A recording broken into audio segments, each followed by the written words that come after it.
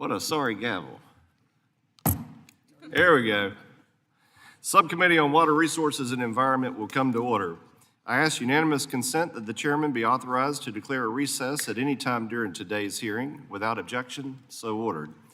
I also ask unanimous consent that members not on the subcommittee be permitted to sit with the subcommittee at today's hearing in order to ask questions. Without objection, so ordered.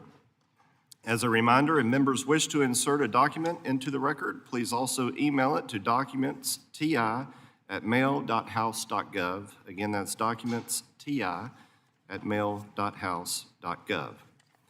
I now recognize myself for the purposes of an opening statement.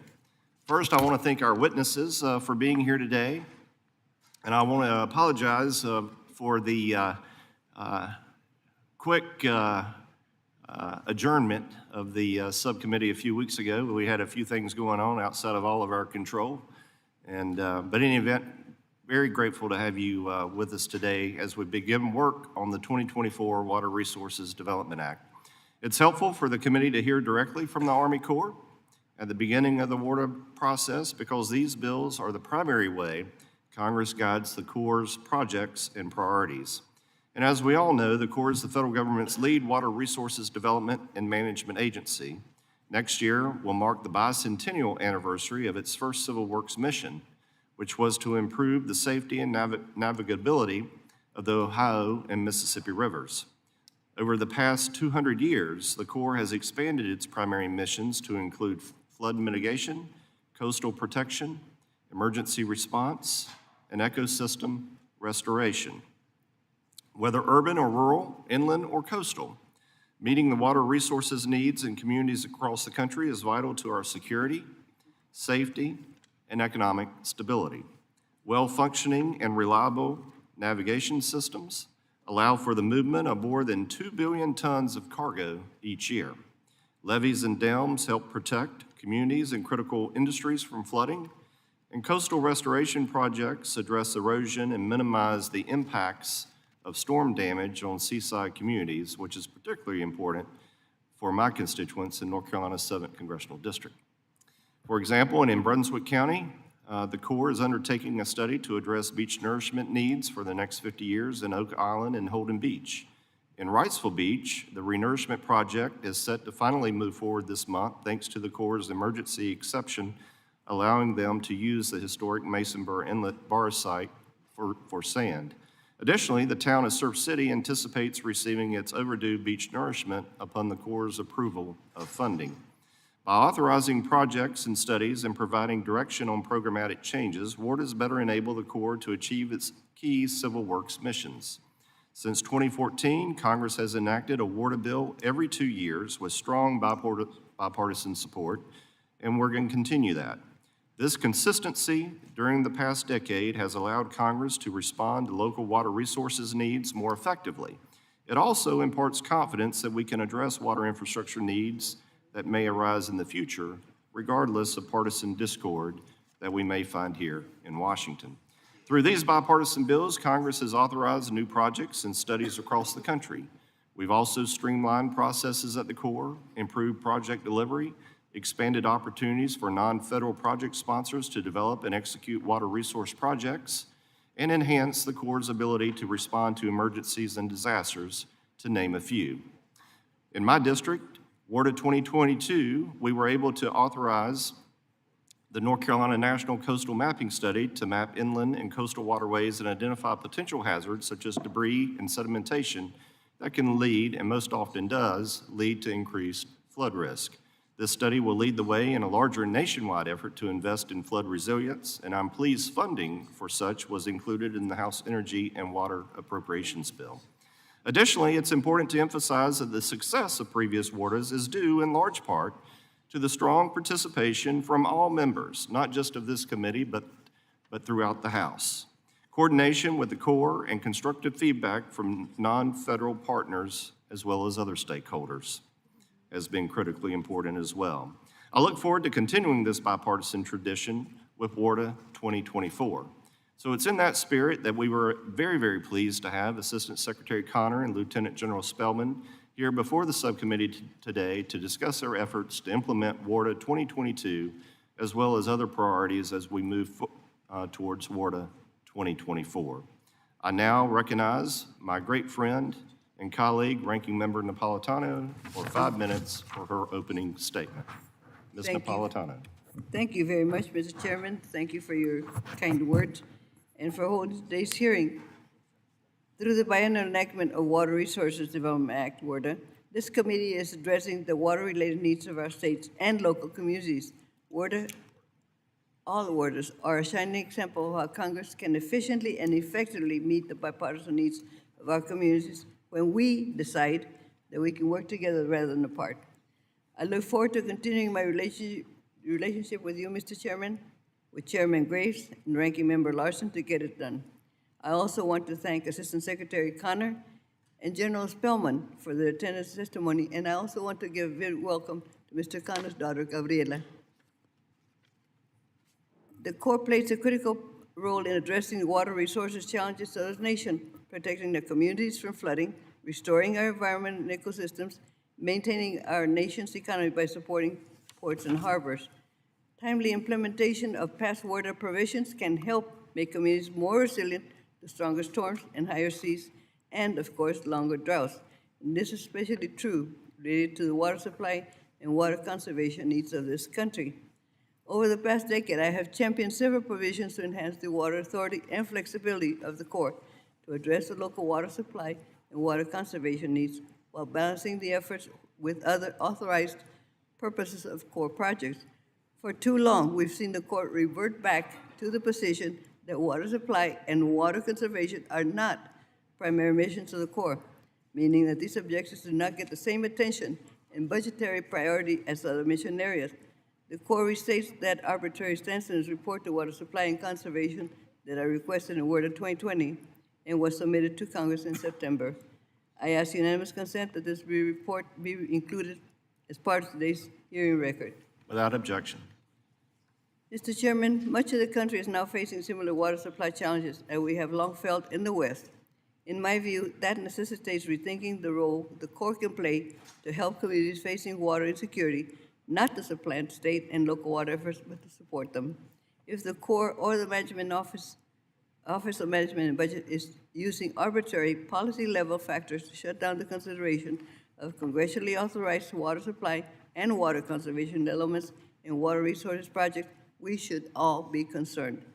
If the Corps or OMB is using artificial barriers to exclude them from consideration-worthy projects with substantial state and local support, then Congress needs to revisit how authorized water supply and water conservation are ranked among the historic priorities and missions of the Corps. This is an issue that I have followed for a long time and something I won't continue to discuss with stakeholders and partners in Congress as we develop a new water bill for 2024. We will all see on the news the challenges of dividing up the Colorado River water and efforts made by the states and the federal government to find solutions for the future. With water supply as mission area, the Corps should be part of the solution as well. In WARDA 2022, the Corps also authorized provisions to ensure the Corps was forward-thinking in addressing the challenges of climate change. For example, I co-authored the Managed Aquifer Recharge Study, that's the word, to direct the Corps to conduct a national assessment of managed aquifer recharge projects. WARDA 2022 also directed the Corps to prioritize the use of water control manuals, my favorite subject, for the Corps projects that include water supply or water conservation as authorized purposes. These are common sense measures that help states like California prepare for the world of climate change and severe drought. I'm also particularly thankful that in WARDA 22, we were able to make a commitment to address the needs of tribal and disadvantaged communities, building on similar provisions for WARDA 2020. Full implementation of these provisions is critical to address legacy challenges faced by tribal and disadvantaged communities in seeking assistance or partnering with the Corps to address local water resource challenges. The Corps has great resources and technical expertise, and we must ensure that all communities are able to access their assistance. Mr. Chairman, this is a WARDA which will be the sixth biennial bill since committee returned to regular passage, award of bill since 2014. I look forward to continue to work with you and all of our bipartisan colleagues on another successful work of this Congress. And I yield back. I thank the gentlelady. I now recognize the ranking member of the full committee, Mr. Larson, for 5 minutes for an opening statement. Thank you, Chair. Thank you, Ranking Member Napolitano, for holding this hearing. I want to welcome back the panel as well, and thanks for your flexibility in coming back. Since 2014, this committee has honored its commitment to meet local water resource needs around the country, carried out by the Army Corps through the bipartisan and biennial enactment of the Water Resources Development Acts. Predictable WRDA enactment supports projects that address local water resource challenges, creating jobs in construction and supporting industries and the businesses that benefit directly from core projects. Regular enactment of WRDAs also allows for the implementation of critical and timely policy reforms that improve the function and flexibility of the Corps to respond to local water resources challenges, including Section 214, of which I will have a question for you on its implementation. WRDA 2022 provides a good blueprint for future WRDAs. This legislation successfully authorized the construction of 25 new projects covering every facet of the Corps' missions, as well as almost 100 new feasibility studies for future water resource development projects. WRDA 22 also authorized an historic total of more than $6.5 billion in environmental infrastructure assistance for community-driven projects, including $200 million for water and wastewater infrastructure requested by local officials in Western Washington State. These federal, state, and local partnerships are critical to help address the growing water and wastewater infrastructure needs throughout the country. Lastly, WRDA 22 continued to expand America's navigational capacity, strengthen its supply chains, ensure our communities are resilient to the challenges posed by climate change, and increase the coordination between the Corps and tribal, minority, and economically disadvantaged communities. Beyond the regular enactment of WRDAs, Congress also needs to provide sufficient funding for project planning, construction, and operation and maintenance, so communities can quickly realize the benefits of water resource improvements. The bipartisan infrastructure law is a great example of how this should work. The BIL provided a massive down payment, a total of about $17 billion for critical WRDA projects. The Corps has shown exactly how and where they spent that money. Nearly all of it has been allocated. These BIL dollars are hard at work, making a positive impact on communities and creating and supporting good-paying jobs, American jobs, and the U.S. economy. Now the Congress must ensure the seamless implementation of critical water resource development projects while providing the Corps with sufficient funds to carry out its missions. So I look forward to the continued partnership with Chair Graves, Chair Rouser, Ranking Member Napolitano, as well in developing a new bipartisan WRDA 24, and I welcome the leadership of the Corps here today as part of that discussion. And with that, I yield back. I thank the gentleman. I'd now like to again welcome our witnesses. Really appreciate you coming back today. Your testimony is critically important to us as we move forward. So we have the Honorable Michael L. Connor, Assistant Secretary of the Army for Civil Works, and then, of course, Lieutenant General Scott Spellman, Chief of Engineers and Commanding General of the United States Army Corps of Engineers. So we all are familiar with the lighting system. I won't belabor that. Obviously, green means go, yellow means running out of time, and red means try to conclude your remarks.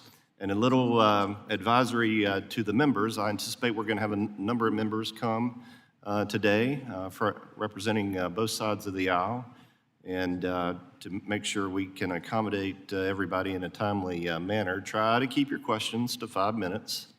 And if you ask a final question with no time left, I'm going to gavel you down, so just know that up front. So think about how many questions you have and how long it takes to get them answered, and use your time to your best advantage. I ask unanimous consent the witnesses' full statements be included in the record. Without objection, so ordered. I ask unanimous consent that the record of today's hearing remain open until such time as our witnesses have provided answers to any questions that may be submitted to them in writing. Without objection, so ordered. I also ask unanimous consent that the record remain open for 15 days for any additional comments and information submitted by members or witnesses to be included in the record of today's hearing. Without objection, so ordered. As you're Written testimony has been made part of the record. The subcommittee asks that you, the witnesses, limit your oral remarks to 5 minutes. With that, Assistant Secretary Connor, you are recognized for 5 minutes. Thank you. Chairman Rouser, Ranking Member Napolitano, distinguished committee members, thank you for the opportunity to discuss the implementation of WRDA 2022 and the administration's priorities for WRDA 2024. The Army Corps of Engineers Civil Works Program is the nation's largest water resources program. It serves 3 primary missions: flood and storm damage risk reduction, commercial navigation, and aquatic ecosystem restoration.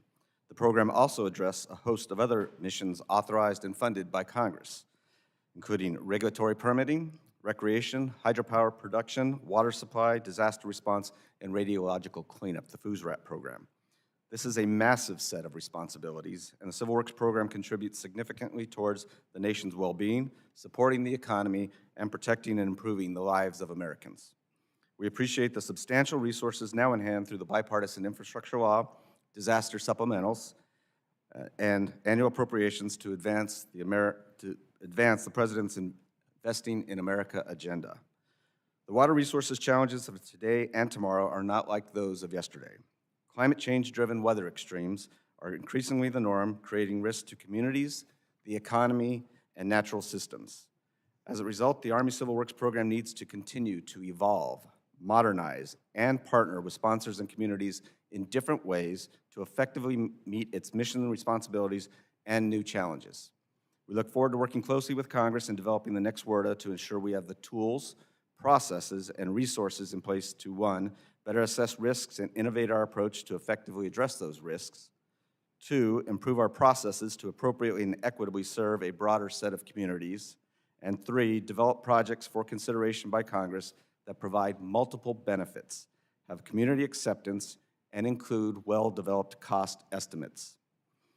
Before elaborating on evolving needs, we know the community is focused on implementation of recent WRDAs.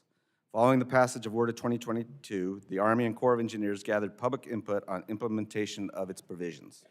Army Civil Works and the Corps are developing implementation guidance for 12 of those provisions.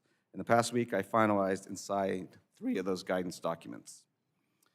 There are also several provisions in WRDA 2022 to address drought. I will continue to work with the Corps to develop meaningful near-term activities to address drought-related issues while advancing long-term drought resilience. We are in the water availability business, even while others provide direct supply. I should note that drought is not just an issue impacting the arid West. This is the second year in a row the Mississippi River has experienced extreme low water due to severe drought across parts of the central United States. The Corps has been continually dredging to keep the channel open in the Mississippi River for safe navigation to support the nation's supply chains. We've also been working closely with the state of Louisiana to provide emergency drinking water assistance for the state's southern residents impacted by saltwater intrusion, the result of those low flows. Now, as we look to a WRDA 2024, the Corps is committed to help communities improve their resilience to the evolving set of challenges we see in water resources management. Key tools include our technical assistance programs and water resources projects, and it goes without saying that much of the Army's work can only be accomplished through a foundation of partnerships between the Corps and local communities, as well as the states. As highlighted earlier, the Army is committed to advancing the President's Investing in America agenda, including advancing environmental justice and delivering on the Justice 40 initiative to ensure federal investment funds are provided to marginalized communities impacted by years of underinvestment. The Corps has increased partner engagement through its planning assistance to states, floodplain management services, and tribal partnership program, as well as studies for flood and coastal storm risk management and aquatic ecosystem restoration. My office is also working to improve our nation-to-nation consultations to ensure tribal nations have meaningful involvement on federal actions which affect their interests. We welcome the tools provided in recent WRDAs to make better use of these programs and will continue to be engaged with Congress as new needs emerge. I will also continue to implement innovative and modernized authorities to carry out measures to address sea level rise, beneficial use of dredged material, natural and nature-based solutions, and deliver on the growing demand for environmental infrastructure and multi-purpose projects. Thank you for the opportunity. I look forward to addressing your questions. Thank you. General Spelman. Chairman Rouser, Ranking Member Napolitano, Ranking Member Larson, and distinguished members of the subcommittee, I'm honored to testify before you today and thank you for the opportunity to discuss implementation of past Water Resources Development Acts and future water resources needs. This past fiscal year, the U.S. Army Corps of Engineers obligated $40.7 billion, $18 billion of which went to implementing our Civil Works mission. This is the second highest program year in our 249-year history, and this could not have happened without the tools and authorities given to us by this committee and Congress. I believe we have good momentum heading into fiscal year 24 as well. For example, the Everglades program, we anticipate awarding over $1 billion in restoration work for fiscal year 24. On the research and development front, we are working to enhance our knowledge in new and powerful technologies, such as crowdsourced bathymetry, and achieving a better understanding of the sources and control for events like harmful algal blooms and many, many other initiatives. Specifically, we want to thank this committee for authorization of an R&D account for the Corps. Many other federal agencies enjoy this benefit, and once this is in place, it will bring greater transparency, cohesion, and much more visibility to our research and development efforts in the Corps and to the Army's overarching modernization efforts. In our regulatory program, we currently employ 1,300 staff members. In fiscal year 23, these professionals processed just over 43,000 Section 10 and 404 permits. We rendered just under 32,000 of those permit decisions, or 74% of them, on time. We know that's not good enough. We continue to seek ways to improve our metrics with further investments in our regulatory viewer and regulatory request system.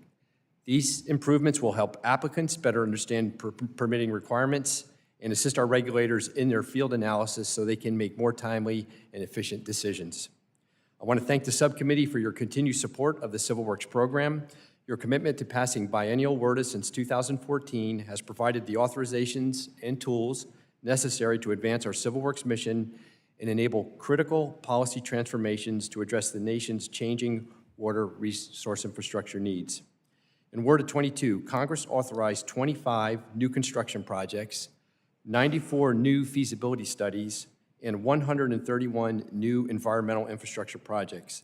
When funded, these initiatives will strengthen the supply chain, address the changing climatic conditions we are seeing across our project footprints, advance environmental justice, invest in tribal nations, and provide much-needed water resource projects to traditionally underserved communities. WRDA 22 and prior WRDA authorizations, as well as the 2024 budget and other recent funding, provides the Corps with what the Secretary calls a transformational opportunity to deliver water resource infrastructure projects that will positively impact communities across our great nation. I'm confident WRDA 24 will build on this progress. I will conclude by saying that we do not accomplish anything on our own. Delivering successful Civil Works projects is a shared responsibility with our non-federal sponsors, project stakeholders, and Congress. In other words, it's a team sport. I look forward to continuing our great collaboration as we face the challenges of today and tomorrow. And thank you again, Chairman Rouser, Ranking Member Napolitano, Ranking Member Larson, and members of the subcommittee. I look forward to answering your questions.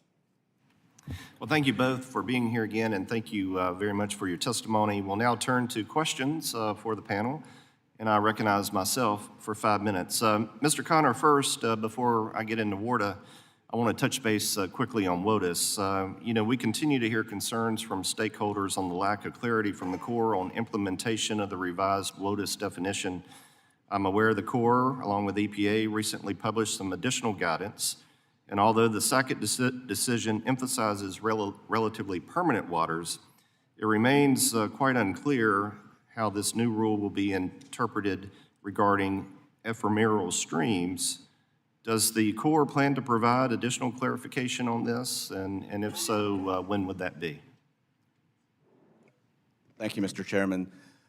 We are now back in the jurisdictional determination business with the issuance of the conforming rule as of September 8th. So the first stage of the implementation aspect of the conforming rule is to move forward and start making those jurisdictional determinations. I believe we've made 631 approved JDs since the issuance of the rule.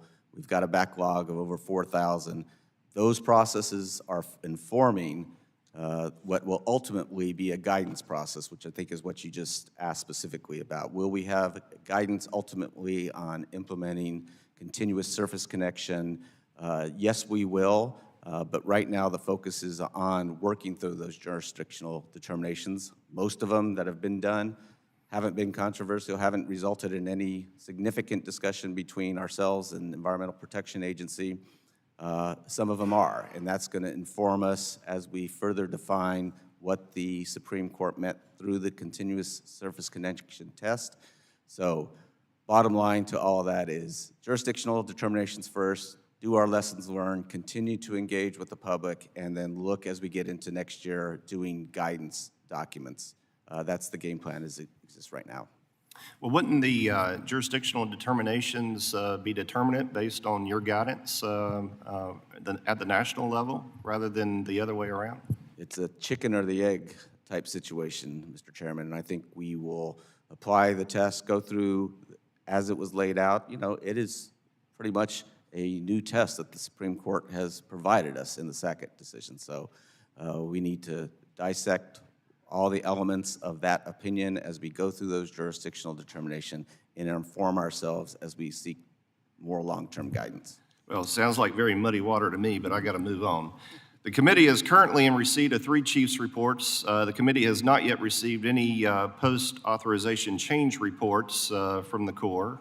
How many chiefs' reports and Packers should we expect for potential inclusion in the 2024 WARDA? Mr. Chairman, we're on track to submit 15 chiefs reports for Congress's consideration in WARDA 24 and 1 post-authorization change report. Well, as you know, we really need those in order to do our work and do it properly. Mr. Connor, Surf City, North Carolina is currently waiting to begin a critical beach nourishment project that has been long overdue, as you know, and will serve to protect this coastal community for decades to come. The Chief's report for Surf City and North Topsail Beach project was completed in 2010. It was authorized in WARDA 2014. Project construction was funded through the 2019 Disaster Relief Act. Topsail Beach ended up withdrawing from the project in 2021, triggering the need to authorize a new Surf City-only project in order to use those 2019 funds. Currently, investigations funds that would ultimately lead to construction is waiting for your approval. When can we expect Surf City to get this funding and move forward? Yes, Mr. Chairman, we need to make a decision with respect to Surf City. We are going through that process within the administration.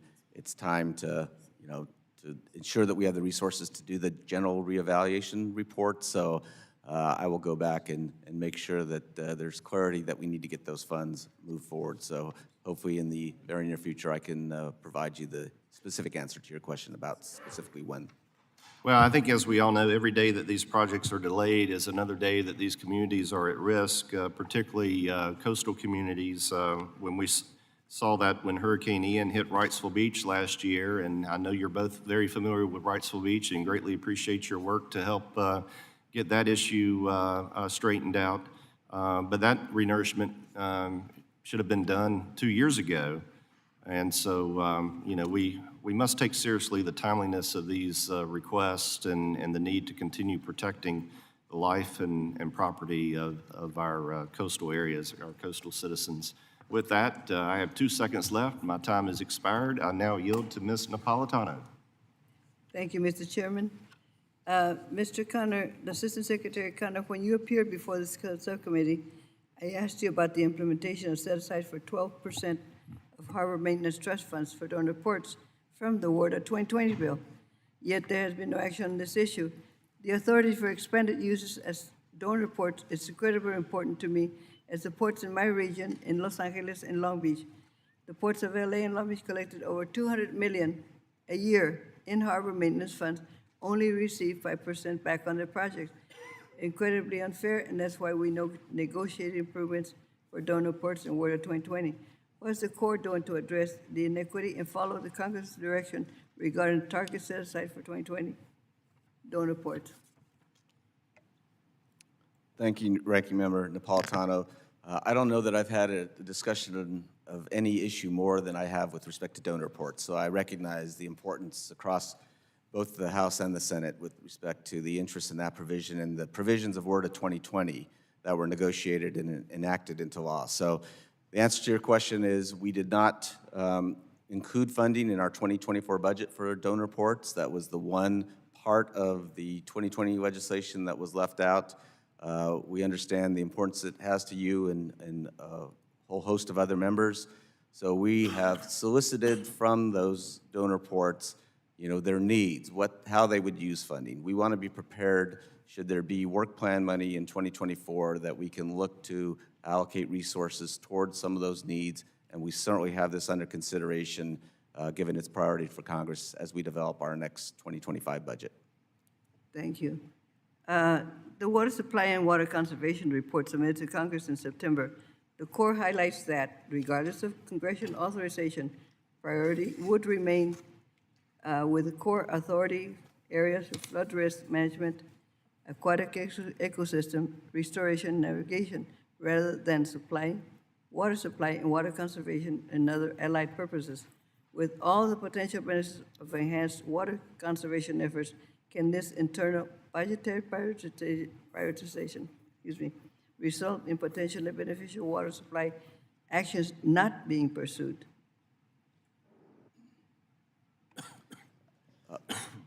Ranking Member, I think we are pursuing water supply in many different ways, and I think important ways. So a few examples I'll just identify real quickly. As I mentioned to you, looking at our projects for the variety of benefits that they can provide is incredibly important. We can't just do a flood control project without thinking of water supply and environmental restoration. We've recently did that as an example of what I mentioned to you earlier, which is we have Prado Dam and Whittier Narrows Dam as flood control projects. Earlier this past year, we had this strange event in August, Hurricane Hilary, that was coming up the West Coast. We were prepared to do significant flood control actions. It ended up being a little bit of a lesser storm, so we pivoted and we operated under our deviations for Prado and Whittier Narrows, and we turned it into a water supply event where we metered out the water that did come in so we could provide it to the local providers for their managed aquifer recharge systems, 19,000 acre-feet that they stored underground. That's an example of how we can think about holistically our projects in a way that we are ensuring we are doing all we can to enhance water availability so that water suppliers can ensure that they have drought resilience in their systems. We're going to continue to have water supply contracts. We're looking in other places that are drought-stricken how we can get water under contract that's not currently under contract, but through environmental restoration, flood control / water supply / managed aquifer recharge, as well as direct contracts. I think we've got an array of tools to address water supply, and that is a priority for the Corps of Engineers. Is the dredging part of it, so that there be more dredging of the dams? I'm sorry, can you repeat the question? Well, we've long known that sometimes the dams get sediment, and the dredging is part of the keeping them ready for more capture water.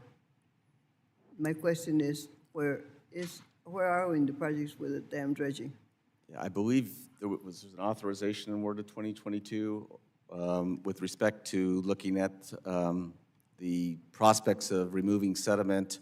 I'm not sure exactly where we are, other than I think we're preparing, if we have resources, to undertake that study. General Spellman? Ma'am, real quick, I would say we're about to take the Secretary. Another example, to just highlight what Mr. Connor mentioned, reallocation studies. We've got a great one here for Stockton Lake in Missouri. We'll take to the Secretary in March. We're finalizing our data now, and just some really new R&D initiatives to help us better understand sedimentation in our reservoirs. Thank you very much. You yield back.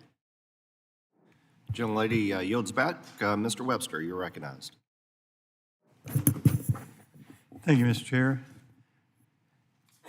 A lot of things have been discussed about the availability of products and so forth because of supply chain. And I know navigation and freeing channels and so forth is an important part of that. I believe it is to move the cargo. What are the highest challenges that you face? I asked this to Lieutenant General. In the mission that you have to improve that navigation, what would be the, I don't know, biggest challenges? Yes, sir. I'll start out by saying I'm responsible for maintaining 577 federal navigation channels across the country at 1,208 ports. The funding and authorities that this committee and Congress have given us have been extremely helpful. We greatly appreciate, I will add, the provision that allows increased draws from the Harbor Maintenance Trust Fund to allow us to get after more channels and specifically more low-use channels. This year, at the end of fiscal year 23, the Harbor Maintenance Trust Fund had an end-of-year balance of $10.3 billion, and we appreciate Congress's direction to allow us to have increased draws on that account moving forward. So how are you addressing these challenges that exist? Is that just the money? Is that what's needed? No, sir, I wouldn't say it's just the money. We have, given the investments that Congress have made in our navigation program, it has forced us to take scheduling with the dredge industry to a whole new level. I think you're aware that there are 19 hopper vessels in the United States of America working today. 4 of them belong to the Army Corps of Engineers. I mentioned 577 navigation channels. You can imagine the scheduling exercises that we go through. We have great partners in the dredging industry. We have just got to take our scheduling game to the next level. So in your testimony, I think you talked about performance-based and focusing on high performing projects. What are the markers you look for to make something a high-performing project? Yes, sir. So in that case, we're looking at the amount of cargo that may come into to a port, the amount of traffic that transits these navigation channels on a monthly, on an annual basis. That's generally what we mean when we say performance-based. But in a high-performing project would be, how does it get to that point? How do you move from a performing project to a high-performing project? Yes, sir, and I'm happy, I can share you with all of our metrics that we use for high-use ports, medium-use ports, and low-use ports, how we measure that So specifically. there's 3 rankings? Yes, sir. Okay. Thank you a lot. Yield back. Gentleman yields back. Mr. Larson. Thank you. Thank you, Mr. Chair. Secretary Connor, the BIL provided a down payment about $17 billion for a backlog of construction. And you said that these historic civil works funds strengthen the supply chains and so on. Earlier this year, the Corps announced the obligation of most of these funds for ongoing projects. Do you have preliminary estimates of the number of jobs created or benefited by BIL? Lots. I wish I had better metrics as far as the specific jobs that are anticipated based on the level of investments. We can do a little deeper dive on the It'd be really metrics we helpful do have. for us to, it helps us Absolutely. then continue to make the case that we're just not doing investments for their own sake, but in addition to flood control or mitigation or coastal resilience, we're putting women and men to work as well. Absolutely. It deserves a deeper dive. Obviously, we are keeping all of the contractors, major construction entities, skilled laborers busy, but the reality is these are significantly time-consuming projects that are going to go out in a decade, and we need to have the next generation of those skilled laborers in place. That's right.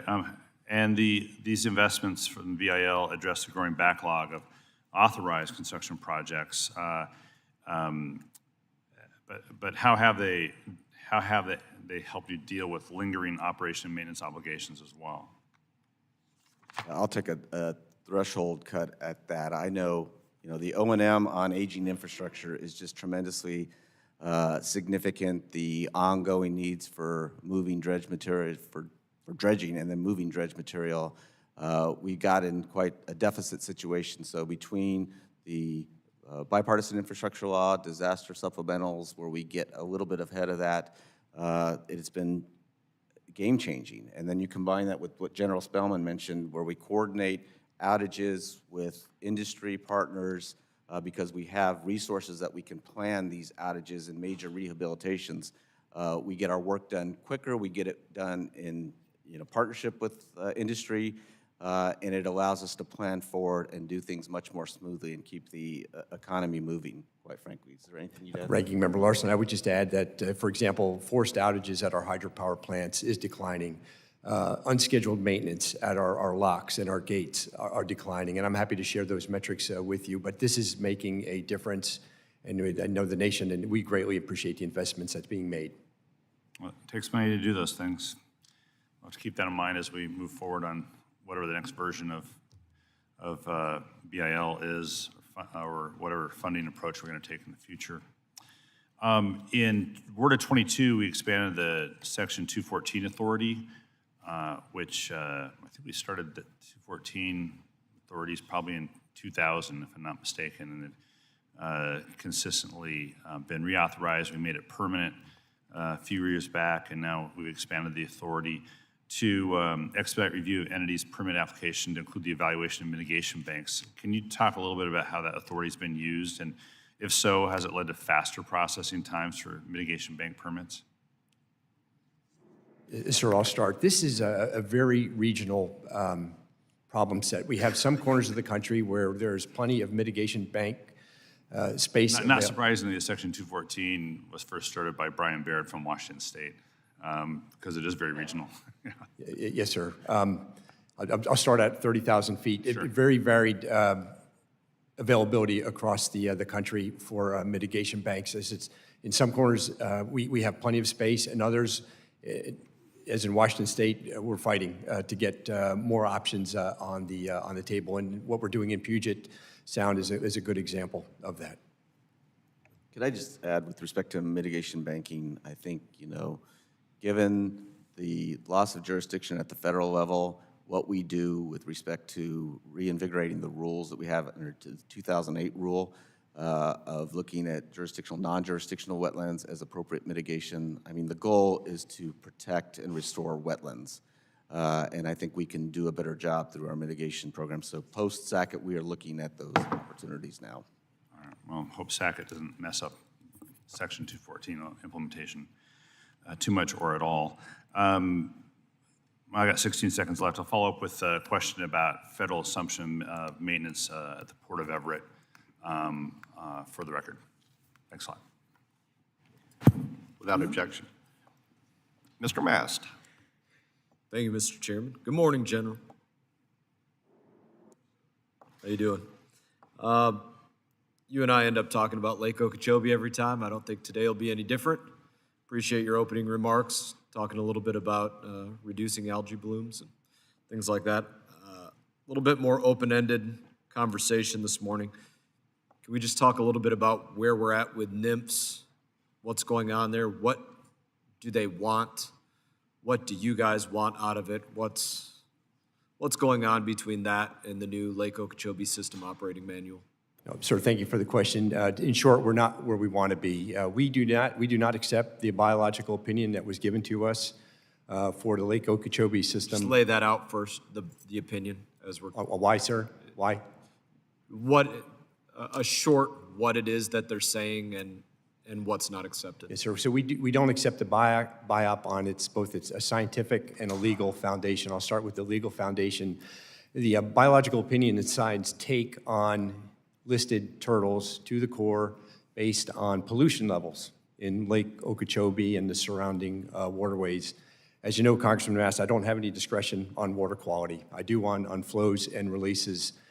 So that's the legal foundation. On the science side, they have tied Lake Okeechobee releases to red tide events on Florida's Gulf and Atlantic coast, specific to Lake Okeechobee releases. And so our question, we just asked to see the analysis and the data. How do you separate Lake Okeechobee water from the rest of the runoff from Florida's 35 coastal counties or Florida's other waterways? That's what we've asked to see.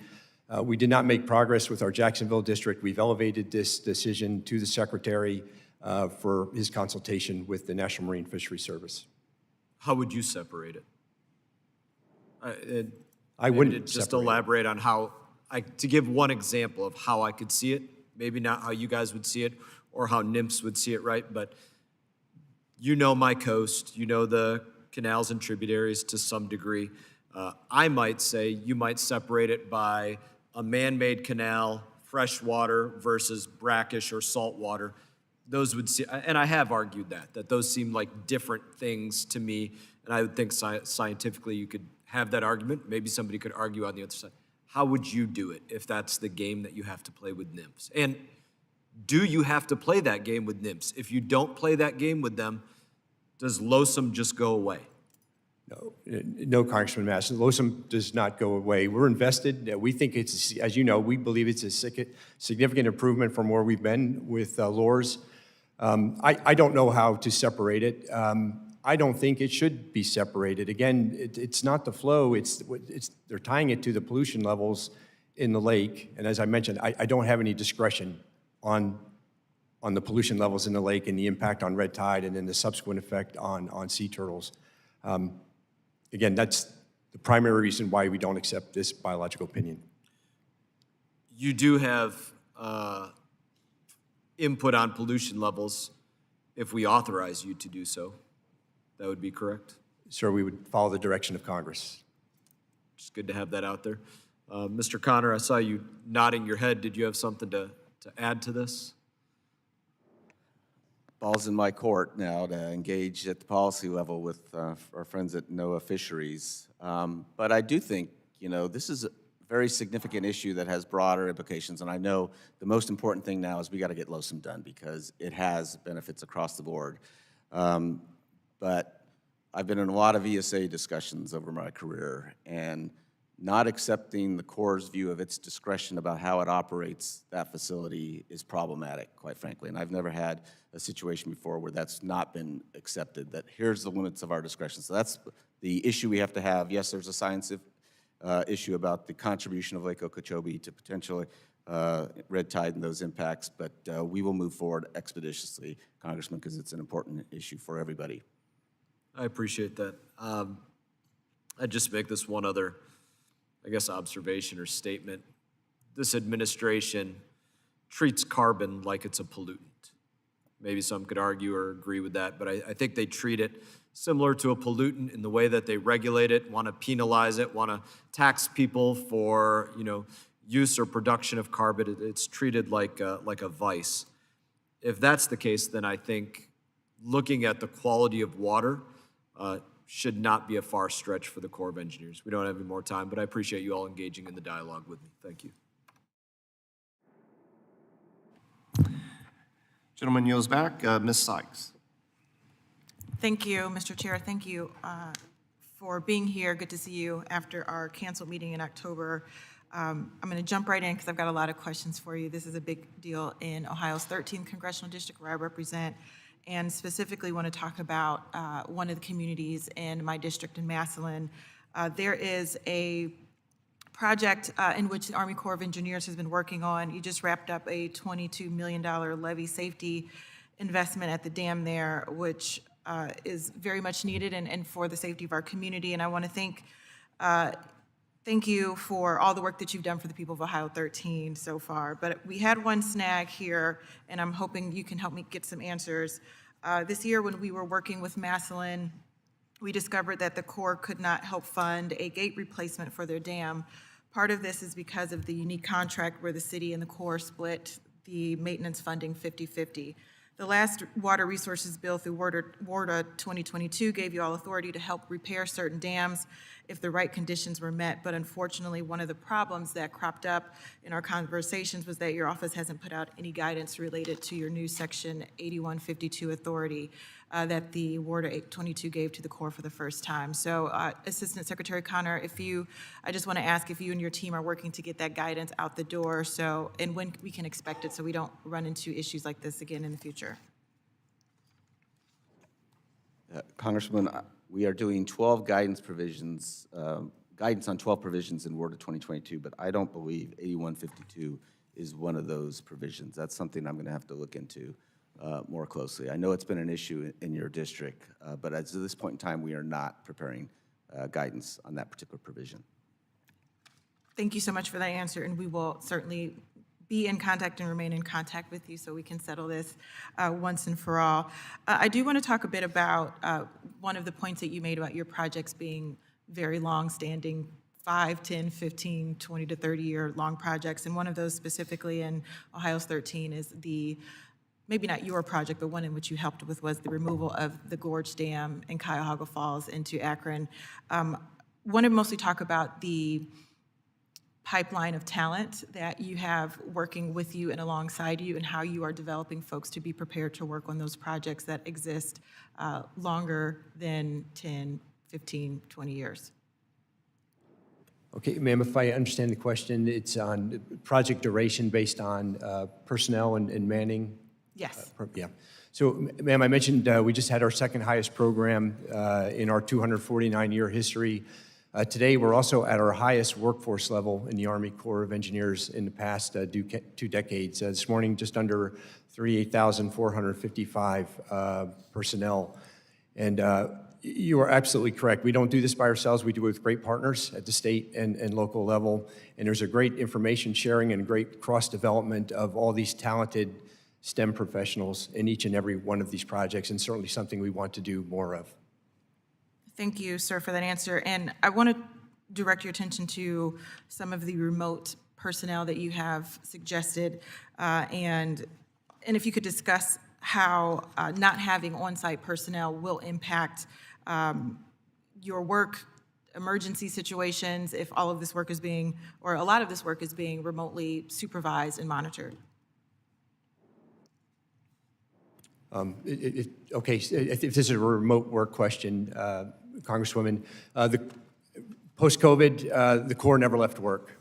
We may have done it from different locations, but we never left the workplace. In fact, at the height of the pandemic, we were working in nearly every major city across the country and building alternate care facilities to help the hospital staffs have greater facilities. Yes, our districts may look a little different. I know my headquarters looks different today than it did 3 years ago. It's just that people are working from different locations, other headquarters. We've just taken advantage of all the tools that Congress and the administration has given us to continue delivering our program. And with my final 30 seconds, I'm going to give you an easy one here. Can you just talk to us about how important funding these infrastructure programs are for the work that you do and for communities like mine in Ohio's 13th District? Ma'am, I think it makes a huge difference. I just mentioned a couple of examples before. In our hydropower plants, we're seeing fewer forced outages. We're seeing fewer unscheduled maintenance periods on our locks. On dredging in the state of Ohio, we're getting after those channels in a more consistent and timely manner. It's been immensely helpful for our program. If I could just add real quickly, I think the biggest value is we are building capacity. We are building new restoration efforts. So we're not just maintaining the systems which we have that are very valuable to many communities, but we're building capacity, particularly take our ports, harbors, inland waterway system, where that's America's competitiveness. That's where we can produce more jobs and create more opportunities. And so these resources are just invaluable for that effort. Gentlelady yields back. Mr. Burleson. Thank you, Mr. Chairman. Table Rock Lake is extremely important to Southwest Missouri. When I was campaigning, I realized that as I was interacting with the community leaders. And I want to work well with you all on how we can make sure that we have access, recreational access, make sure that home landowners and resorts that we're working seamlessly together, and making sure that the lake is kept beautiful as well. But I will say that I'm surprised at how many phone calls that I get. I get a lot of phone calls, probably next to passport renewals. This is from issues at the lake, from individuals, is one of the top phone calls that our office gets. Now, in fact, one constituent is here in this room today because he flew up to our nation's capital to have a meeting with me to address concerns related to his home and his neighbor's homes and a septic tank that is barely on Corps land, and has been apparently allowed and was approved decades ago, but the Corps is now telling them that they have to remove that septic tank. Now, look, I know that septic tanks are not that big of a deal to you, but to the constituents, it's who's willing to fly to their nation's capital, because just moving that septic tank will cost 4 homeowners $250,000. It's not affordable. And then ecologically, I would be hard pressed to explain to me the place where they'd have to move it to, how that would somehow improve the quality of the lake. And so I don't know if you want to address that. Sorry, well, first of all, thank you for the comments and your constituent who flew here to share his concern. We have encroachments all over the country.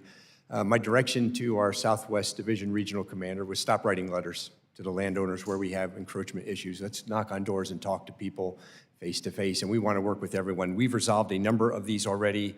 We have 356 to go, solved 76 recently, and we're just going to work through these one by one. I agree with you. Does it make sense to move a septic tank? Sharing the detail that you just shared with me now, no, it doesn't. What we are concerned about is public safety. We want to keep homes from being inundated, and that's why we just want to have a home-to-home, family-to-family conversation with everyone. One of the things that I've been trying to address is try to figure out a solution to this on a broad scale, so that there's a bright line, so that individuals who are adjacent to the Corps property have options or flexibility with the Corps, and that it's not this perception that their neighbor is getting a better deal than that they're getting. Are there any kind of changes that we could do in policy that would make it sure that it's across the board fair for everybody? Thank you for that, sir, and we can and we will do better on the communication front. Okay. The other thing I would say is that one of the concerns is we have parks that, the infrastructure has been declining over the years. Several of the parks that are controlled and managed by the Corps, the bathroom facilities, and it's just not being kept up to date. And that's not because for lack of trying. Obviously, there's financial reasons and needs. Is there any thoughts on how we can, maybe address it through designating some funds for these kind of improvements at a lake? Congressman Burleson, thank you for your advocacy on behalf of our recreation facilities. First of all, we have, over the last couple of years, increased our budget for recreation facilities. I mean, we're the second largest recreation provider in the federal government, more campsites than the National Park Service, which surprises a lot of people. So we've got to take care of these facilities. I've been out to many of them.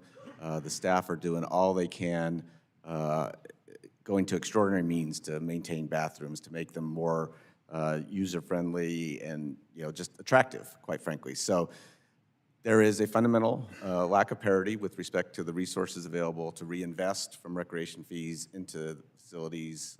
I know there's legislation. I can't comment on legislation in this context, but I think that particular provision and bringing the Corps' recreation program on parity with other federal agencies is really important to look at. And we're open to that conversation and to working with you all as you try and work through those issues. Thank you. Thank you. Gentleman yields back. Mr. Stanton. Thank you very much, Mr. Chairman. A major component of the recent WRDA bills has been authorization for environmental infrastructure assistance, including in my state of Arizona. And I expect environmental infrastructure assistance will continue to be supported in the 2024 WRDA. In Arizona, more than $37 million in EI funds have been allocated to 23 projects to help our communities and tribal nations use wastewater more efficiently, recharge area aquifers, and improve water delivery and conservation through new wells and pipelines. And we anticipate more projects will be funded in 2024. Yet, to date, not one of these projects, some of which were funded nearly 2 years ago, have been able to break ground. General Spellman, I appreciated our meeting last week, and your commitment to improving the delivery of these EI funds to Arizona's communities as they work to mitigate the impacts of the ongoing drought. Given the continued focus and interest on EI by members on both sides of the aisle, how is the Corps working to ensure that EI projects funded by Congress get out the door to communities in a timely and efficient manner? Yes, sir. And sir, thank you for your time last week in meeting with us. I share your frustration. As I told you last week, and I've rightfully taken some bruising from my boss sitting next to me on our delivery, our inability to deliver this program. You've given us $38 million for 17 projects, and I've got one project partnership agreement to show for it. What we're doing specifically to Arizona, as I shared with you last week, we've hired a program manager and 2 project managers, and we are starting twice weekly calls with each of these project sponsors to move them along in the project. We're working with new partners. They're working with us for the first time. We're going to get better. I appreciate that. WRDA 2022 included several provisions that I authored to enhance the Corps' ability to tackle drought, wildfire, and other natural hazards that impact the Corps' infrastructure and water management. Specifically, these provisions directed the study of nature-based approaches to minimize risk to Corps' water supply facilities in the West, expansion of managed aquifers recovery efforts, and an assessment of opportunities to partner with non-federal entities to reduce wildfire risk. Can you provide updates on these specific studies and efforts to enhance the Corps' ability to proactively respond to these disasters, and what additional authorities could be beneficial to consider in addressing these challenges, given the reality of climate change and the ongoing drought throughout the West, in particular, the Colorado River Basin? Sir, I'll begin. We have some limited success in this field with some work that we've been doing in California. I've got to do a better job at my level in sharing these best practices across our enterprise where we can get greater application, say, in Arizona. I don't think I've adequately used all the authorities that you've already given me, and we just need to step on the gas and get more of these type of features in the ground, complementing our traditional steel, concrete, compacted dirt construction. Appreciate that. And finally, I want to touch upon an important project to me personally, a passion project I've been working on a long time, and that is the Tres Rios Ecosystem Restoration Project. And I've been working on that since I was a city councilman in the city of Phoenix, subsequently mayor of the city of Phoenix, and now in my time as congressman. Can you assure me that the post-authorization change report and cost update for this project are on track for completion to be included in 2024 WRDA? Congressman Stanton, yes, we are on track to have that packer ready for Congress's consideration in WRDA 24. All right. Can you assure me that it will be ready on time for that? But again, I only reiterate that because we've been here a long time waiting for that. Congressman, we're set to turn that assessment in May, the month of May, fiscal year 24. All right, I appreciate that. I'll be looking forward very much to receiving that report so we can move swiftly forward with including Tres Rios in WRDA. With that, I yield back. Thank you. Gentleman yields back. Mr. LaMalfa. Thank you, Mr. Chairman. Appreciate you being here from Army Corps. Thank you. General Spellman, first I want to say thanks. We had a question that would have been in October about extra credits left over from the Sutter Butte Flood Control Agency in Northern California to from the projects there, that we were wondering if that was going to be able to transfer those excess credits, and at this point you've already done so. So appreciate that for other projects in our state of California. Thank you for knocking that out. A quick question on something I heard a little bit earlier in the committee. There's going to be 15 chief's reports issued this year. Is that what you said? Congressman, that's correct. 15. Okay. Remind me, does a chief report have one project per, or do some have more than one project in them? Sir, one project. One per. Okay, so, all right. We always want to move the pace and scale up here, so 15 per year. We got a lot to do. I'm very concerned in Northern California, as you know, we've talked about in the past with the ability to capture water and the amount of water that's flowing out of our state and our watersheds. Even in drought years, we have a tremendous amount of water that gets away from us. So this year, for example, in mid-January, we had a tremendous rain and snowpack. 95% of the precipitation that was coming towards the Delta went straight on out to the Pacific Ocean. 95%. And what Californians are facing is that some municipalities are going to ration people down to 42 gallons per day per person. And That's not even enough to fill your pet's little wading pool you have in your yard, you know? And so we have a real juxtaposition of issues here when we've had such abundant water and almost record snowpack this year than just a few years ago, and yet they continue rationing and cutting down to such a minimal level what people can use in urban and city settings as well as agriculture, which is being decimated in the San Joaquin Valley and got hit really hard in 22 in Northern California as well. So now, and then just recently here in mid-October, 77% of the water was still flowing into the Delta straight out to the ocean. So we hear about, well, we can make desal. Well, it takes so much energy.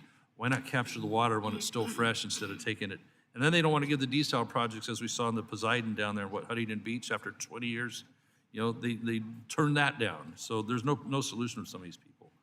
So improvements in what's known as the FIRO, which is known as Forecast Informed River Operations. We've talked about this. Improved weather runoff forecasts, more modernized, instead of from manuals from the 70s. We can potentially keep water in the reservoir sooner and longer above the conservation levels that are currently in place. So the Yuba Feather FIRO was released in December 22, having the final assessment out in 23, and hopefully implementation in this water year in early 24. How are we doing on that? Sir, FIRO, in short, is a game changer. I know you're aware of the success that we experienced at Lake Mendocino. Now that we have a template, we are sharing that with the other projects that are undergoing the FIRO viability assessments, and that will accelerate our implementation. I would just add, as these other... I'm sorry, I'm already short of time. I hate Yes, to sir. do that.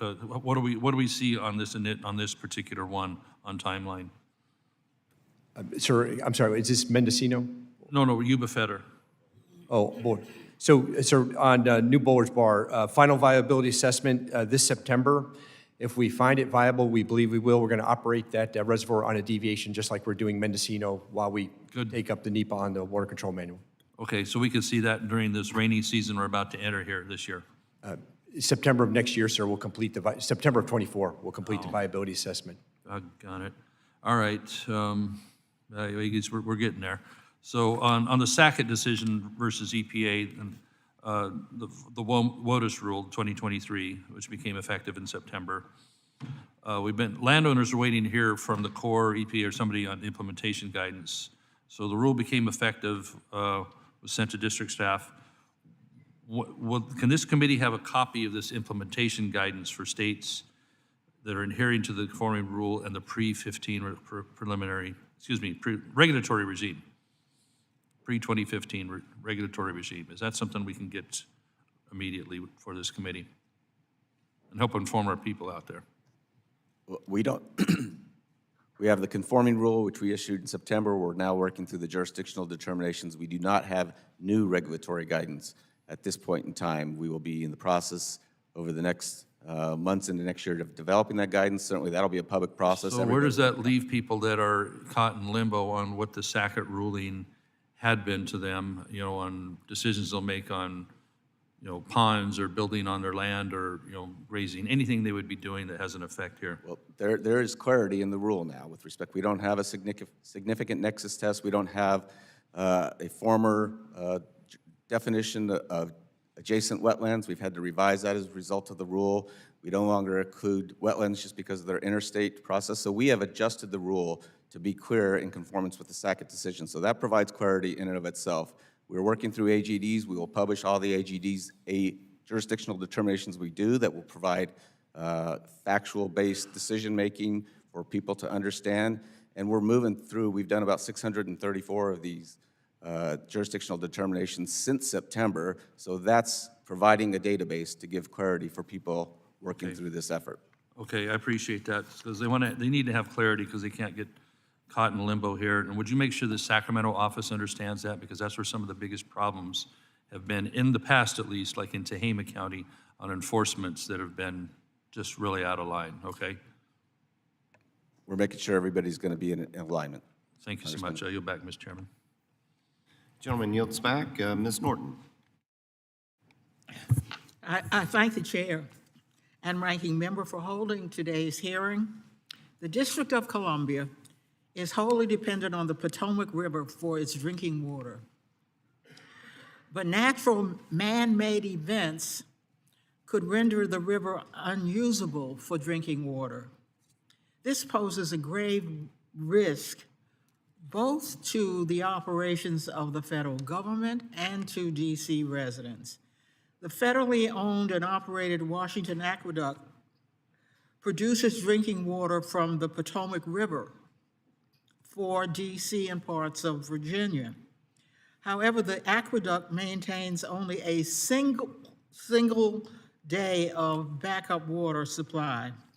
The Water Resources Development Act of 2022 contained my provisions authorizing the Army Corps to conduct a feasibility study on a secondary drinking water source and additional drinking water storage capacity or capability for the DC area, but it is my understanding that the Army Corps has had difficulty finding a non-federal sponsor to share the cost of the study, which is understandable because the study affects multiple jurisdictions.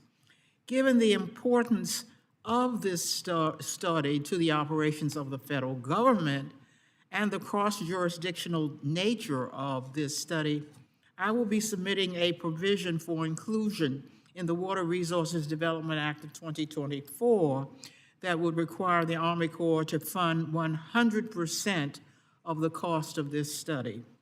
Lieutenant General Spellman, does the Army Corps support funding 100% of this study? Ma'am, I would, Congresswoman Norton, I would say it this way. This is a unique civil works project. It does not receive any federal funding. The Washington Aqueduct receives its resourced by local ratepayers through 3 water suppliers, DC Water, Arlington County, and Fairfax Water. And I would just give you one update. We do have a very talented and willing non-federal sponsor to help us with this study once funds are in receipt, and it's the DC Metropolitan Council of Governments. So we're ready to step off. We just needed a new start authority or funding, and we're ready to move out. And I agree, this is a much-needed investigation. So you do support 100% funding of this study? Yes, ma'am. I will close by noting that I am deeply concerned about the multiple World War I era munitions found in the National Park Service-owned Fort Totten Park in the District of Columbia, which is located in a residential neighborhood and is regularly used. An unexploded ordnance was uncovered on the Fort Totten Trail in 2020, and 2 more metal canisters were discovered in a different location in Fort Totten Park on August 18th, 2023. I thank the Army Corps for publicly announcing, along with the National Park Service, that it is seeking funding to conduct a comprehensive investigation of Fort Totten Park for munitions and any resulting environmental damage. On November 16th, 2023, I wrote a letter requesting that funding for this important investigation be included in the President's fiscal 2025 budget. I urge the administration to include this funding. And I yield back, Mr. Chairman. Gentlelady yields back. Mr. Ezell. Thank you, Mr. Chairman. I'm glad to be part of this process and to support the important projects that are going on and have been authorized in my district by the Water Resources Development Act. Today, I want to continue talking about the Lower Mississippi River Study, which was authorized by a previous WRDA in response to the 2019 Bonnet Carey spillway openings.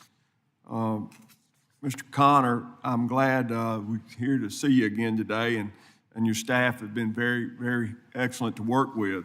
I also want to thank you for your commitment at a previous hearing to include Mississippians as stakeholders in the Lower Mississippi River Study, which will be run by the New Orleans District. The local leaders, fishermen, and business owners of the Mississippi Gulf Coast really deserve a seat at the table. And I understand that the Lower River Study will take about 5 years to complete and will be quite complicated. Hard for that to believe that. So really, it's important to get it started as soon as possible. Do you have any updates on the study?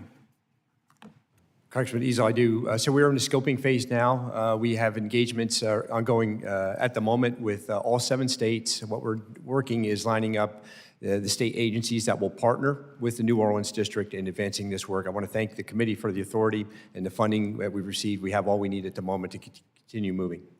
Thank you. Can I just add, it's incredibly important. This is one of the highest priorities we have. This is the most dynamic river system in the country, and you know, the thought that we're going to continue to operate exactly as we have without updating, you know, the science, the interactions with the stakeholders, the interests, we can't continue to do that. So it's incredibly high priority. Just wanted to assure you that, Congressman. Thank you very much. Do you have any idea when the stakeholder hearings will start and if that'll be public? Congressman, once we have our agencies lined up at the state level, then we'll start the public scoping meetings with those partners in the room with us. So I expect that to be later in the spring. Oh, great. Thank you. I kind of want to change the topic just a minute. Continue to hear about how the contractors that are working on civil works projects are already facing a lot of red tape, which slows them down on these important water-related projects. There's a newly proposed policy that would force project developers to guarantee that they have checked every material and method before beginning a project. I assume your engineers who understand construction are already doing this and making good choices about the material that's being used. Is that correct? Yes, Congressman. I'm not certain I'm familiar with the specific instance that you're referring to, but absolutely that's a part of our checks. Okay. You know, we hear so much about it takes so long because, you know, we got to check so many boxes. You know, we really need to, you know, move along. And I know it's a priority, and I appreciate that. So we just want to make sure that some of these new regulations are not slowing down our construction.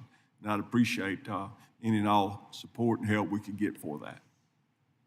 Thank you, Mr. Chairman. I yield back. Gentleman yields back. Mr. Garamendi.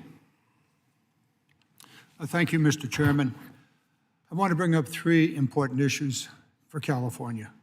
First of all, we've had several discussions about water supply already. However, water supply is not an authorized project for the Corps of Engineers, at least in reclamation states. Mr. O'Connor, would you support adding water supply to the authorization for the Corps of Engineers projects? I do support adding water supply. Yes, sir. I think it's incredibly important that we look at all of our facilities and try and secure as many benefits and purposes out of them. So flood control is going to be first, but that doesn't mean we can't look at water supply, as we talked about with respect to forecast-informed reservoir operations. Well, then let's get it in the law, and for the committee members, let's add it to this year's worder. Permit reforms, much discussion about permitting, the length of time for permitting and the rest. For the state of California, we already allow the state CEQA, California Environmental Quality Act, to substitute or to be equivalent to NEPA for several kinds of projects, for example, airports and ports themselves, but not for the Army Corps of Engineers dredging programs.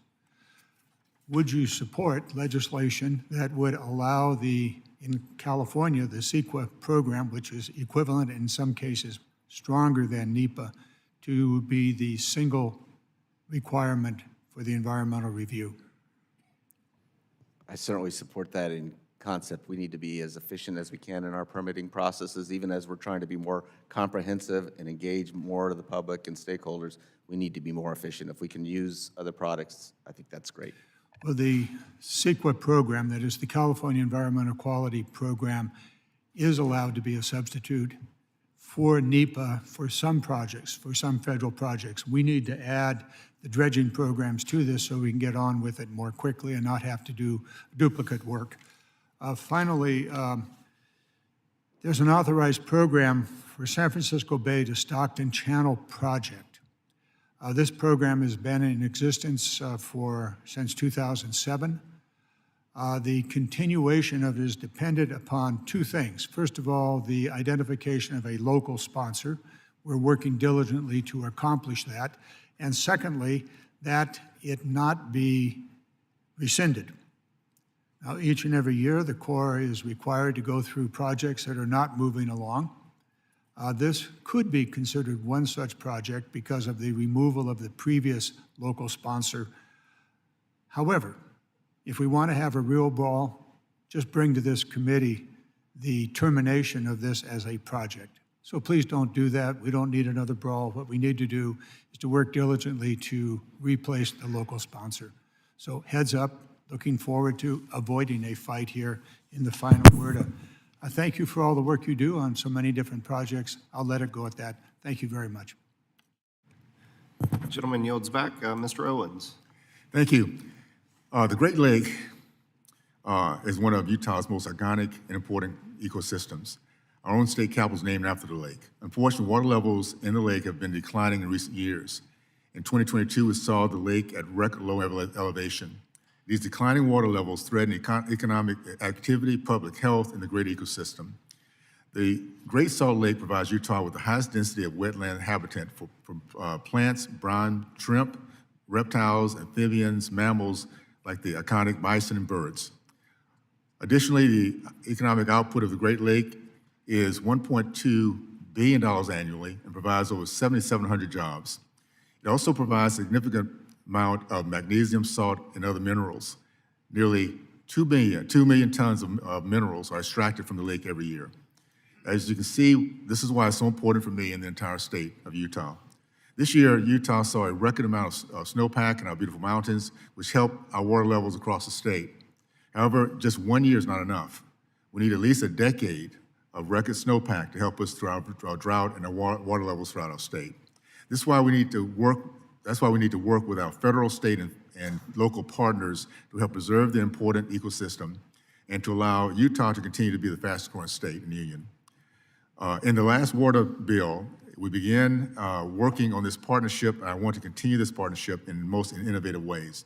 But we need to have the Corps to recognize the importance of the lakes, especially the Great Salt Lake. For both of you gentlemen, I'd like to, first of all, thank you for being here again.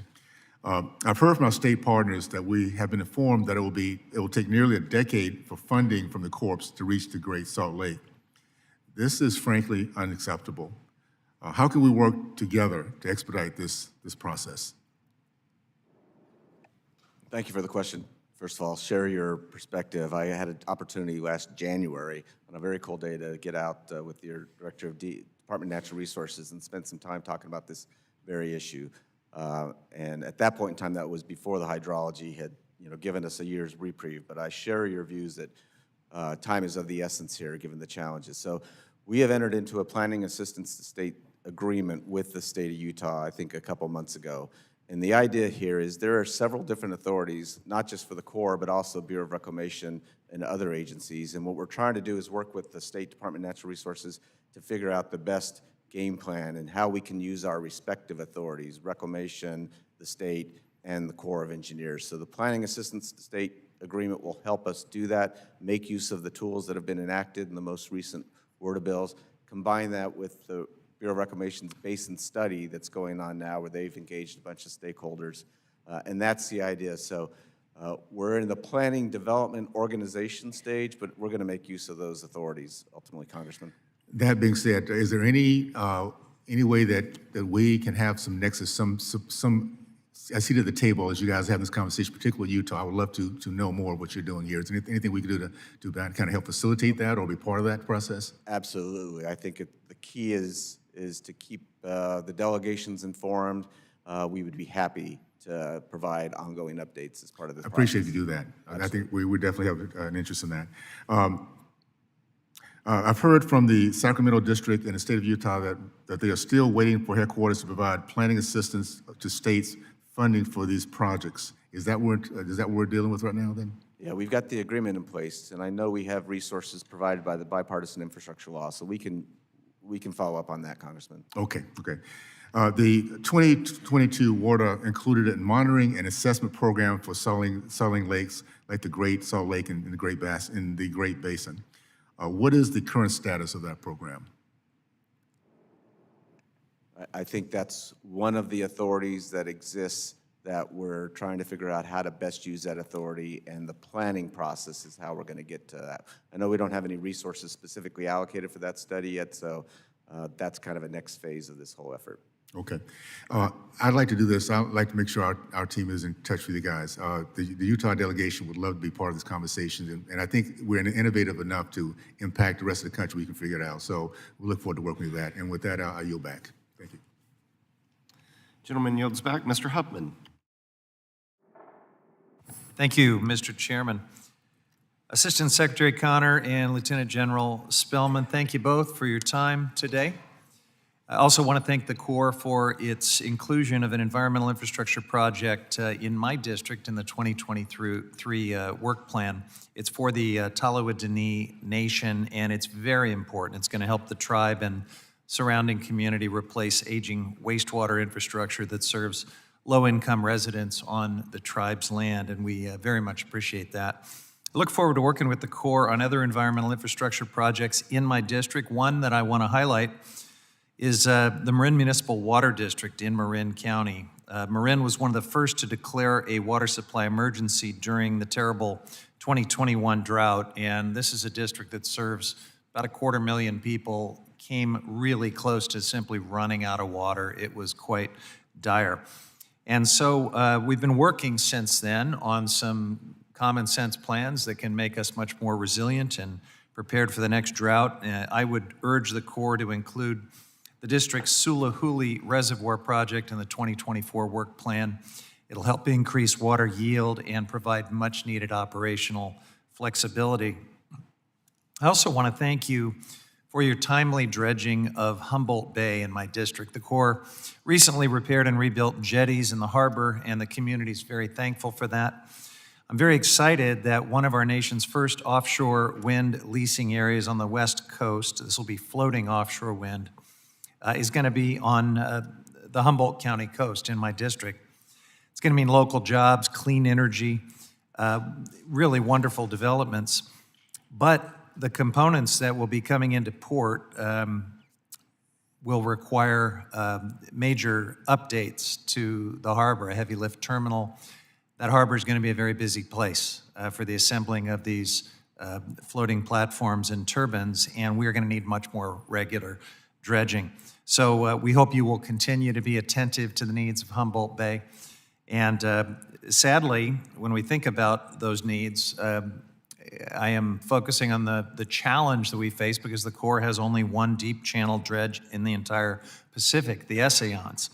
And it has to serve all deep channel dredging for California, Oregon, Washington, and Alaska and Hawaii. That is a heavy burden for any piece of equipment, but it's a particular concern for the Essayons because it's now over 40 years old. We included a provision in the 2022 WRDA for the Corps to submit a report to Congress on current and future dredge capacity and the availability of those assets to meet dredging needs nationwide. This provision also included an analysis of the Corps' fleet for each region. So I want to just ask you, what is the status of that report, and can you share how the Corps plans to handle what will surely be expanded dredging needs in the Pacific with just this one lonely, aging dredge? Sir, I will check on where we are with the review of our work. This is not a surprise to us. As I mentioned earlier, responsible for 577 federal navigation channels, many of them on the West Coast. As I shared, we have got in the Corps to take our scheduling to a higher level, just given the limited amount of deep draft harbor federal navigation channel assets that we have, about 19 hopper dredges in the United States of America. We're working now. We have great partners in the dredging industry. We just have to improve our scheduling. All right. Well, we look forward to hearing how you intend to tackle that challenge. I think any way you cut it, the Corps is going to have to build a new dredge for the Pacific region to replace the Essayons, and we look forward to providing you whatever support you need to get that done. I want to talk about Coyote Valley Dam in my district as well. We have included language in a bunch of different WRDAs to direct the Corps to study raising Coyote Valley Dam in Mendocino County. and yet it never seems to happen. Right now, the Corps is in reconsultation to try to come into compliance with the Endangered Species Act. It's got a terrible turbidity problem. Many experts believe the only way you're going to solve that problem and come into compliance with the ESA is to go ahead and raise Lake Mendocino so that you could have different outfalls and fix some of the infrastructure limitations there. Can you just give me a sense of the status of consideration of this thing we keep urging you to study that would also be a great way to come into compliance with the Endangered Species Act? For all the reasons you just mentioned, this should be a priority, but yet we don't have funding identified yet, and we don't have a new start. But, you know, given the imperative of water supply plus the environmental aspects of a dam raise, certainly if funding would be made available, this will be a priority to get going and work with your folks on seeing what we could do about a dam raise at Coyote. All right, thank you, Mr. Chairman. Yield back. Gentleman yields back. Mr. Babin. Thank you, Mr. Chairman, and good morning, General Spellman and Assistant Secretary Connor. I represent Texas 36th District, home to some of the nation's most critical ports and waterways, really unmatched numbers of chemical plants, refineries, and a number of communities that are sensitive to natural disasters that we've seen over the years, notably hurricanes. General Spellman, I know you're familiar with my district. I hope that we'll get you back down there soon and see some of the good things that are happening and the work we're doing there on the Houston Ship Channel in Southeast Texas. I'd like to thank both of you for your commitment to protecting and improving our nation's water resources and infrastructure, as my district relies heavily on the Army Corps, and we greatly appreciate everything that you do. I have a few questions, and I'd like to hear from both of you, if that's okay. First off, I'm sure you've spent many hours working on and thinking about what we call the Ike Dike Texas Coastal Spine project. I'm not going to ask you to get into specifics, but I was hoping you could provide us with a very brief 30,000-foot view of how the project is developing in your perspective. Yes, sir, and I recently had the opportunity to visit our team out there. This is a bold plan. It would represent the largest single investment in the Army Corps of Engineers history. To me, it's a great example of combining traditional concrete, steel, compacted dirt with natural and nature-based features. During my visit with the non-federal sponsors and our partners in the room, I challenged the team to develop what we call an integrated delivery schedule, like we have in the Everglades, another very large program, to show how we would sequence this work over time and inform the associated funding decisions. That integrated delivery schedule, sir, is underway, and I look forward to sharing that with you soon. Super, thank you very much. The critical infrastructure there for our national security, aviation fuels, jet fuels, anything that's energy, this is the epicenter of energy, so we need the protection, we really do. Okay, I'd also encourage you on both the Coastal Spine Project and many other vital projects in and near my district is to work closely with the local communities in addition to the local stakeholders as well. That includes towns of all sizes like Beach City, Pearland, Baytown, Beaumont, Houston, et cetera. My constituents are paying very close attention to how projects might impact their communities and their quality of life. So please leave no stone unturned and please listen closely to their concerns. My next few questions are about the Army Corps of Engineers nationwide permitting program, which was designed to allow infrastructure projects with minimal effects to proceed with a general permit after streamlined review. Does the Army Corps support meaningful federal permitting reform legislative initiatives to safeguard the security, reliability, and affordability of energy infrastructure, including natural gas pipelines? And if so, how is the Corps working with Congress or planning to work with Congress to make the nationwide permit program, general permit process more consistent and more effective? Secretary. Thanks. I'll take a cut at that Yes, first. Absolutely. You know, permitting efficiency and, you know, comprehensive work with all the interested parties is the biggest challenging issue, I think, facing the Army Corps of Engineers. We're a regulatory agency. We want to get infrastructure moving, we want to do it in a way that doesn't end up in the courts for decades, quite frankly. Nationwide permit program, perfect example, broad support. We strongly support that effort. We move permits efficiently through that process, through the 56 nationwide permits. We are currently just beginning the process for the next year, 5-year permitting program for the 56 permits that we have in place now. They're good for 5 years, and then we have to start the process all over again. Certainly, energy infrastructure is part of that message. We want to be efficient with respect to pipelines. We are looking at particularly Nationwide Permit 12. We haven't made any decisions about whether or not to revisit some of the aspects of that permitting, but rest assured, the Nationwide Permit Program is viewed very favorably, and we're very strongly supportive of it. Thank you. And how does the Corps plan to address litigation over the agency's issuance of a nationwide permit program, which continues to frustrate linear infrastructure development? The repeated legal challenges seem to make it seem like there's not much certainty or predictability in the permit process. Would you agree? And what is going on there? Well, I know there's been litigation with respect to the need to follow NEPA. There's been litigation or concerns about endangered species aspects of those. We think we've had an effective path forward in the past, but we're going to take a look at that as part of this new review as we start the process for the next 5-year cycle. Yes, sir. Thank you very much, and I yield back. Ms. Schulten. Thank you so much, Mr. Chair, and thank you to both of our witnesses for being here today. WRDA is obviously one of the cornerstone areas of jurisdiction for this subcommittee, and this is a very necessary hearing. I can't believe I only have 5 minutes to get into everything we need to cover about beautiful Michigan's 3rd Congressional District. My district covers miles of gorgeous Lake Michigan shoreline, including ports in Muskegon and Grand Haven. It's really hard to overstate the importance of these harbors to the overall Great Lakes ecosystem and the larger Great Lakes economy.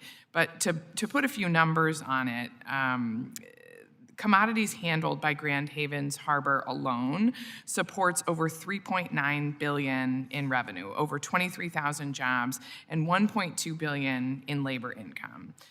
In addition, if this harbor was not maintained, commodities that typically travel by water on ships, including sand, gravel, salt, cement, manufactured goods, all those things that keep our roads running, would then have to be transported by train or truck, which would increase annual emissions rates by over 10.5 million pounds of harmful particulate matter.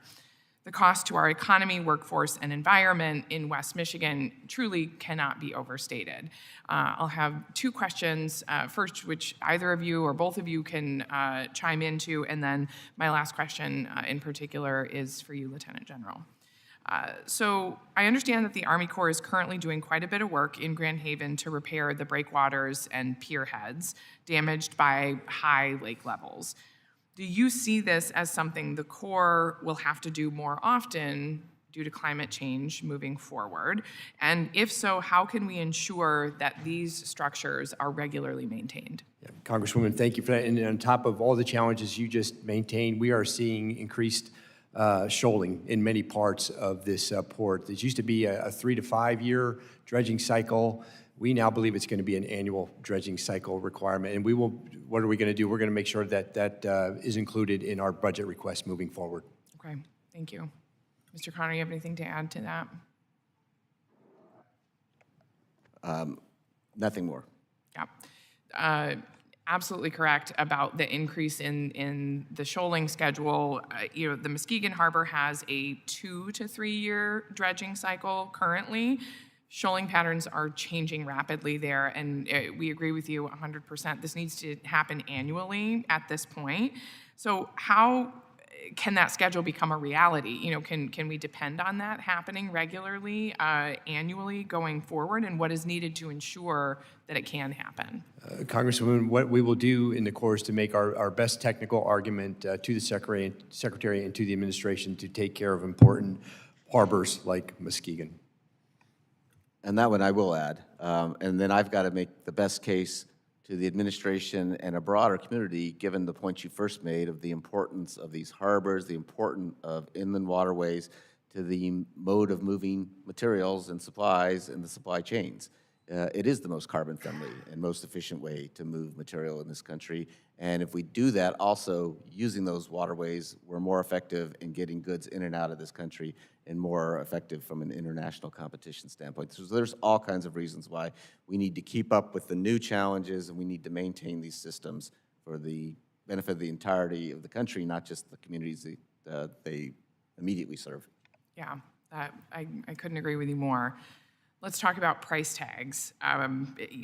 Lieutenant General Spellman in particular, in the event that my friends on the other side of the aisle decide to move forward with the cuts to your funding levels that are being proposed, are being talked about, what is the Corps' plan to finish these projects that we've talked about and ensure ongoing dredging happens annually in these ports with less funding than you were promised? Congresswoman, as I've been attempting to describe during the hearing, we have to improve our schedule and schedule management with the U.S. dredging industry. We have great partners across all of the dredgers out there. Just given the volume of work and the increased sedimentation and shoaling that we're seeing in places like Muskegon, we've got to take our scheduling with industry to the next level. Thank you. Gentlemen, I can't thank you enough for your commitment to this work, and I'll yield back. Gentlelady yields back. Mr. James. I'd like to thank the chairman for this opportunity to speak, and I'd like to thank the Assistant Secretary Connor and Lieutenant General Spellman for being able to make it up to Capitol Hill today to testify in front of the committee regarding the state of clean water infrastructure.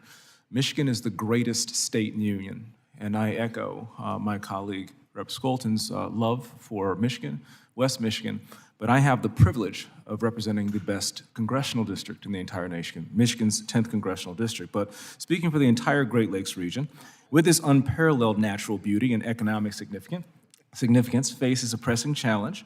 It is time for us to address the critical need for updating our water infrastructure, especially in Lake St. Clair.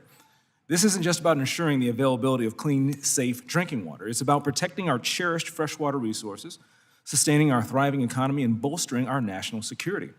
The Great Lakes have been a wellspring of prosperity and global trade for generations, and it's our responsibility to modernize this infrastructure to keep this vital engine of our economy running smoothly, while also fortifying the security measures that safeguard it.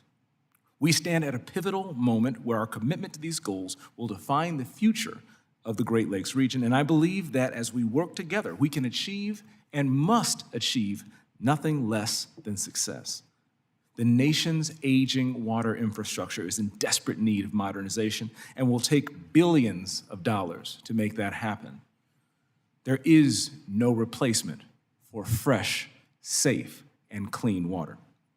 So with that, as we all know, the PFAS chemicals, the forever chemicals in water, represent a major challenge to U.S. Army Corps in terms of exposure risk to humans.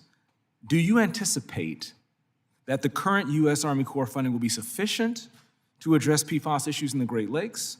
And if so, or if not, what percentage of projects going forward will you expect to involve PFAS mitigation, sir?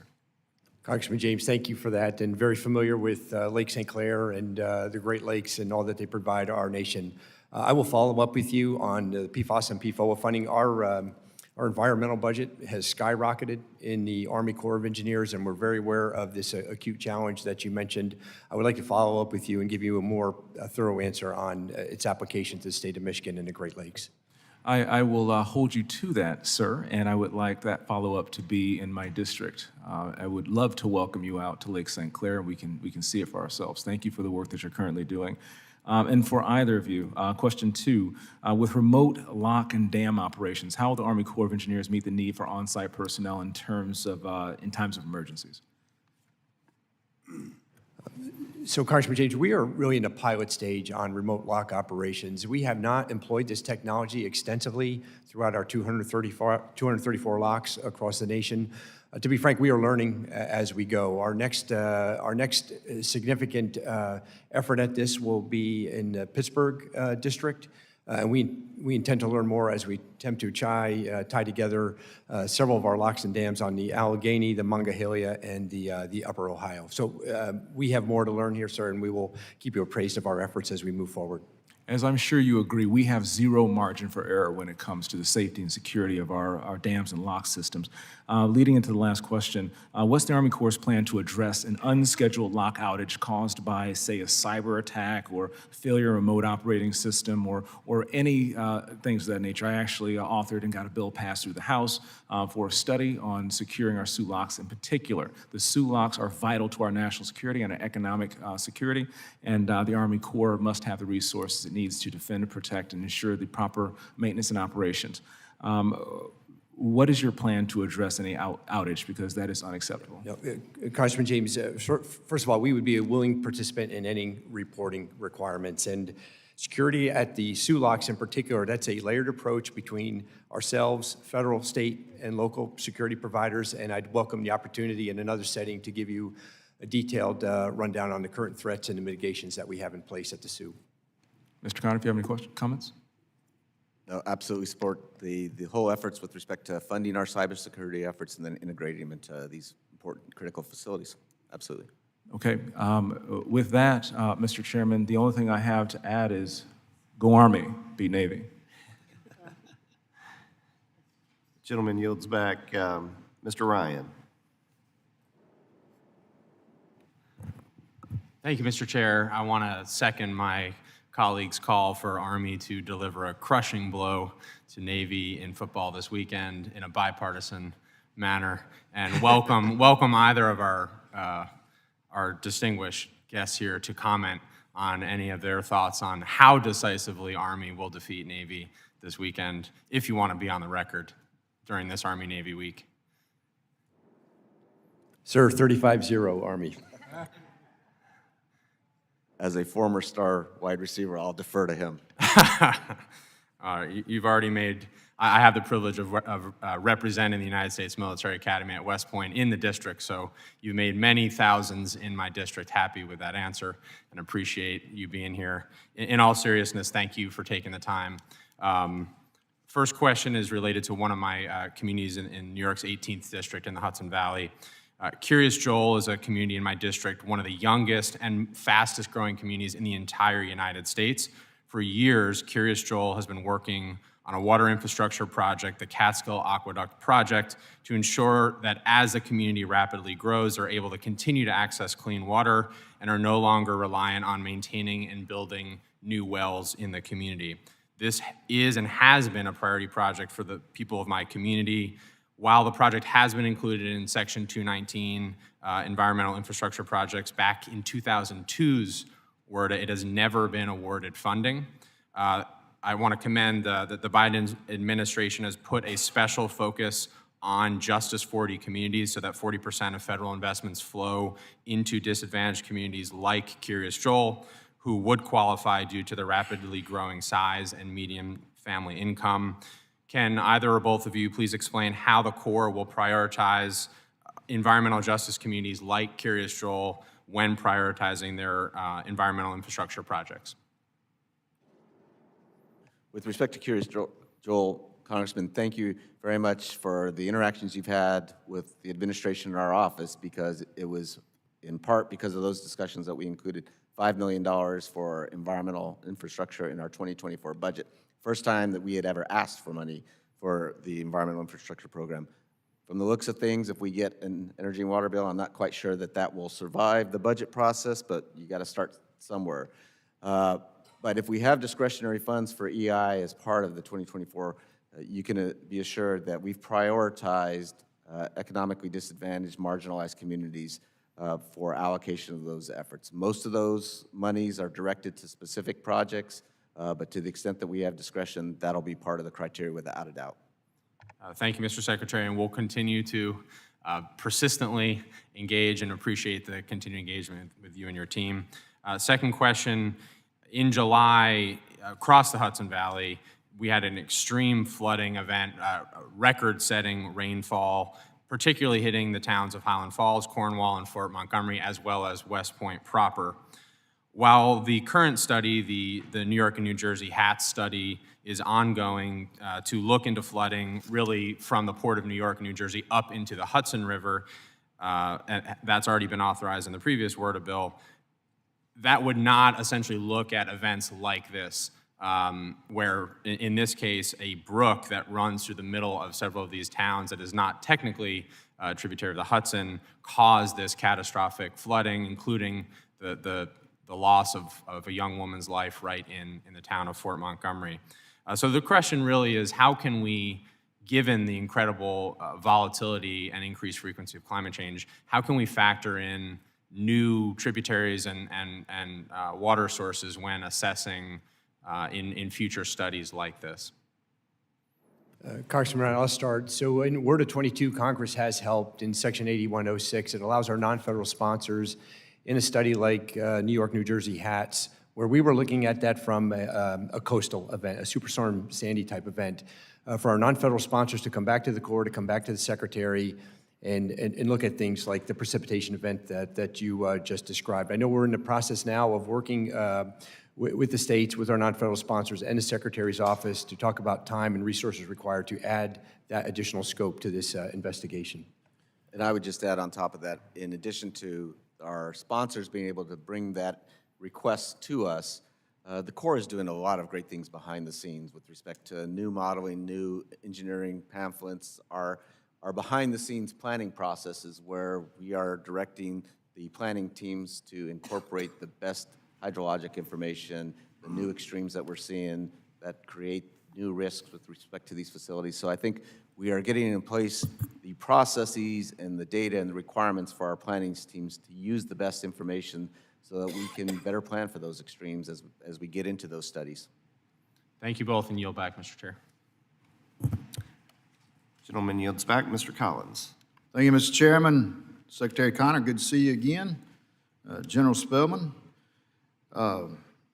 As I was sitting there listening to my colleague from Michigan espouse about his state, I could not help to be reminded of how Georgia has been back-to-back numerous times. No, not the Bulldogs, but for being the #1 state to do business in. So, and that's kind of where I want to focus on. I know the last time that Secretary, you and I talked, we talked a little bit about Augusta, Georgia, and a dam that they've got a problem with up there.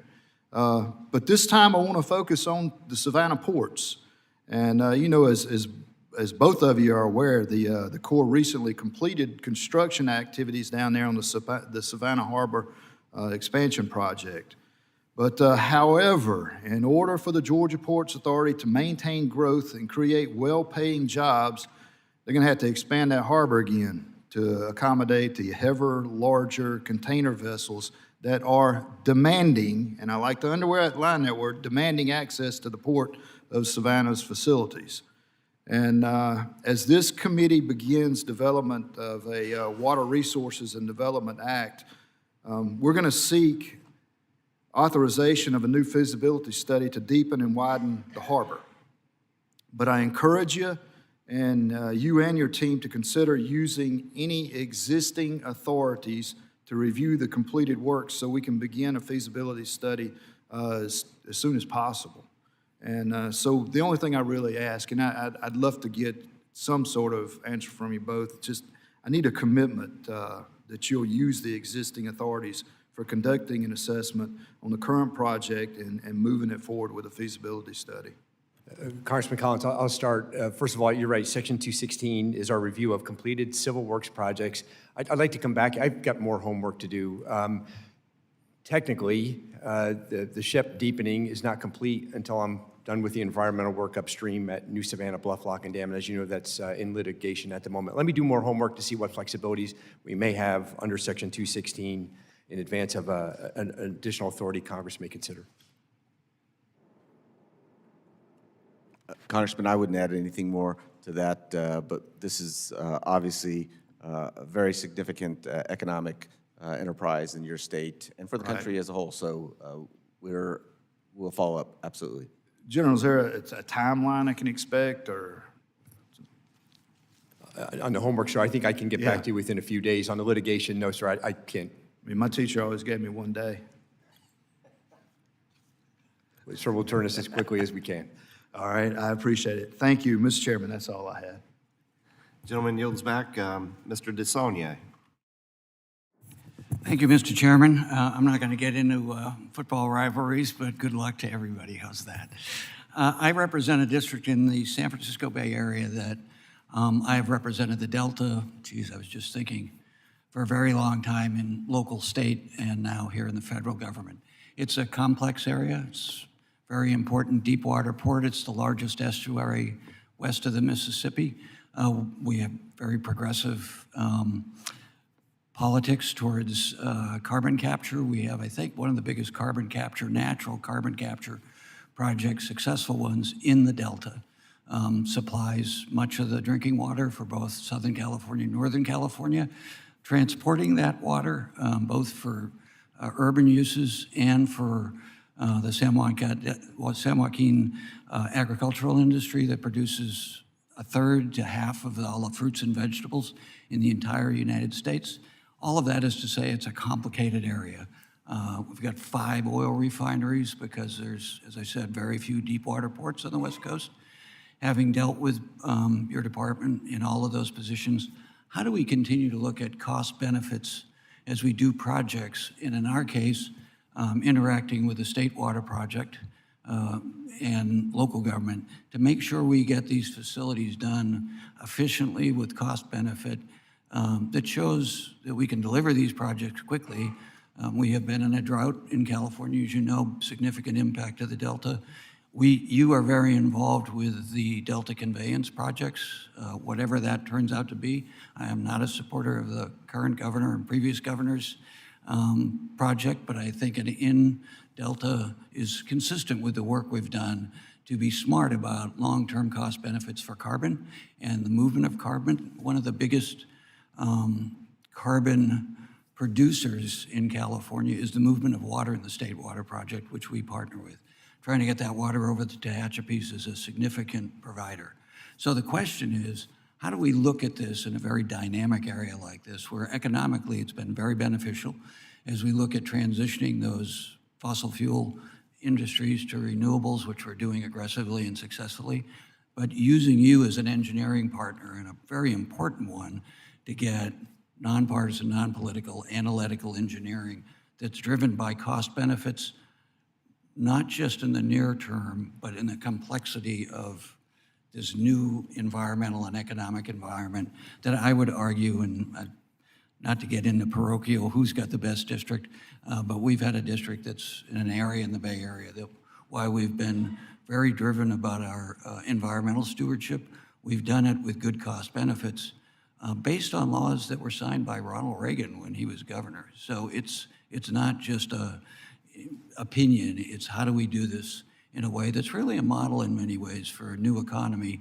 And lastly, for international trade, you delivering these projects has a direct relationship. We spent a lot of time on dredging for the Chevron refinery in Richmond and the complexities of doing that to the highest environmental standards, but still being sensitive to cost benefit, both for the public sector and the private sector.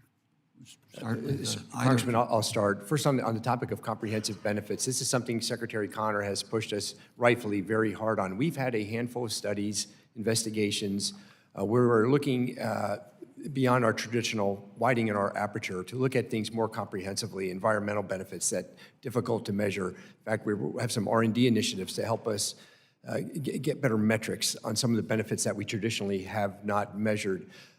You have our commitment. We are sharing our best practices as we work our way through these 4 or 5 investigations because we want to expand that body of work to just about every investigation that we do. I would just add, I mean, we have very creative engineers who love working with their partners to look at all the benefits that they can apply to any particular project. And it's a more complex world. So if it's carbon benefits, it's water supply, as we're doing flood work, as we're looking at environmental restoration, We want to do that, and getting to the nonpartisan. My predecessor, Mr. James, issued a directive for the Corps to study comprehensive benefits. We want to take that now to the next level where we identify it, we'll quantify where we can, we have to understand where there are other benefits, and we want to modernize our approach with respect to principles, requirements, and guidelines that are essentially our tools for developing benefit cost ratios. And so we need to allow folks to do the creative work by having rules in place that allow us to recommend projects that define and achieve that broader set of benefits. So we're in the process. We're going to issue a proposed rule hopefully in the next week or two that'll start this process so we can get it done next year. It's a great question, Congressman. Thank you. Really appreciate it. I yield back. Gentleman yields back. Mr. Duarte. Thank you, Mr. Chairman.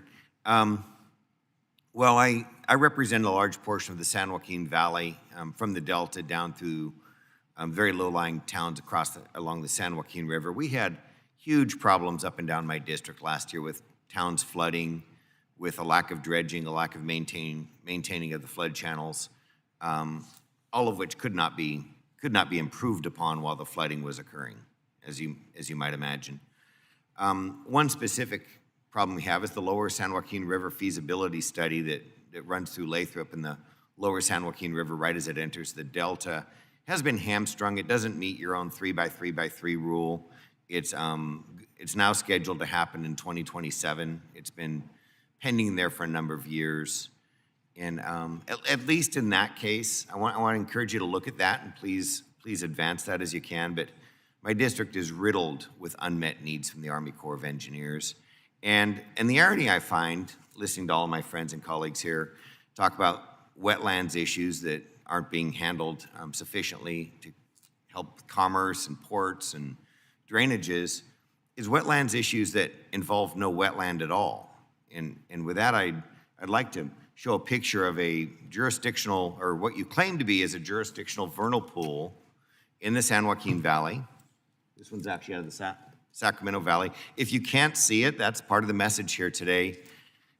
Under WOTUS, the Army Corps of Engineers has been claiming jurisdiction over topographic swales for decades. It's been controversial, and we all thought it would have been cleared up back in the Sackett decision, which came down very decisively earlier this year, and said that the term continuous surface water connection with navigable waters of the United States was necessary for you to claim any jurisdiction over these types of wetland features through the Clean Water Act.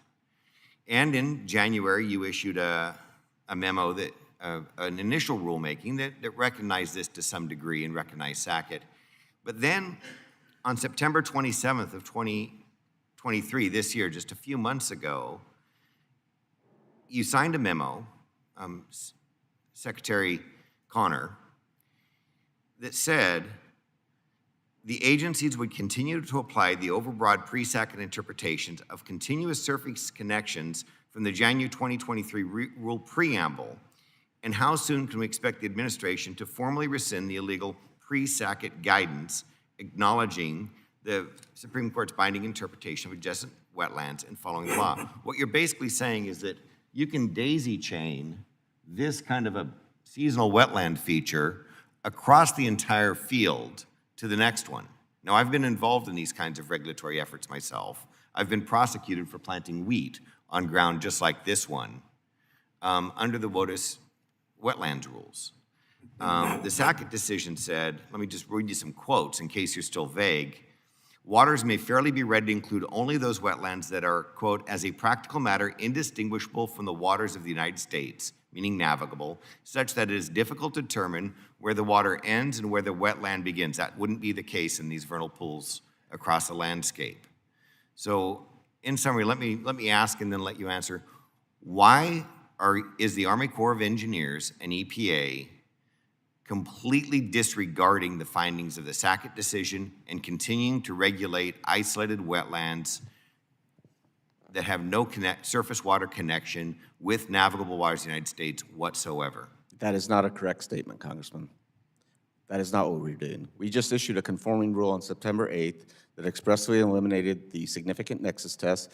It modified the definition now of adjacent wetlands. It took out wetlands that are identified as jurisdictional water because they're interstate. And we have the 8 exemptions that we had in the January 2008 rule. I haven't issued any substantive guidance with respect to interpretation of So continuous your surface Sacramento office will not be regulating this as a jurisdictional wetland under WOTUS at this point? I'm not getting into any fact-specific situations. I'm just telling you, we have a conforming rule that is consistent with SACIT. We are working through jurisdictional determinations right now. We are going to ultimately be issuing guidance. That'll be a public process. But your statement that we are not in conformance with SACIT is an incorrect one, sir. You're absolutely not in conformance with SACIT. SACIT says clearly several times, and in fact, they go again, in sum, we hold the Clean Water Act extends only to those wetlands with a continuous surface connection to bodies that are waters, quote, of the United States in their own right. You are still regulating these wetlands across agricultural landscapes up and down California. There is no possible way what you're saying and what is the actual on-the-ground truth melds with the If you want SACIT to bring decision. me a specific determination made by the Corps post-September 8th, we can have a discussion about whether or not we're regulating areas like this, Congressman.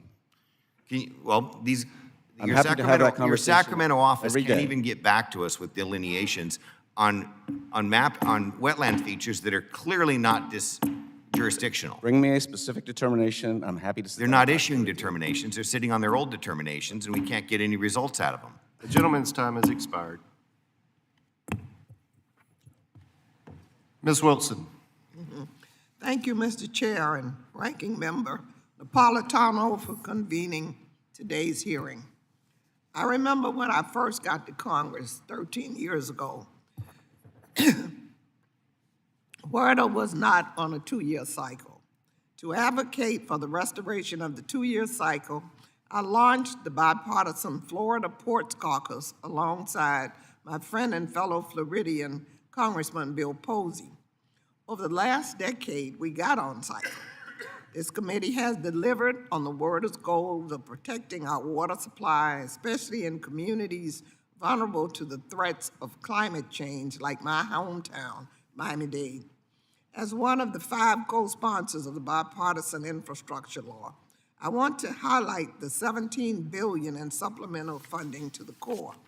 Miami-Dade County is already reaping the positive outcomes of the Biden's infrastructure law and the Corps. Additionally, I proudly sponsored community projects led by Florida International University to improve Biscayne Bay and address water issues in neighboring cities. But my community still needs help. First, we need funding for our Section 219 Miami-Dade wastewater infrastructure project. We authorized this critical project in WRDA in 2022.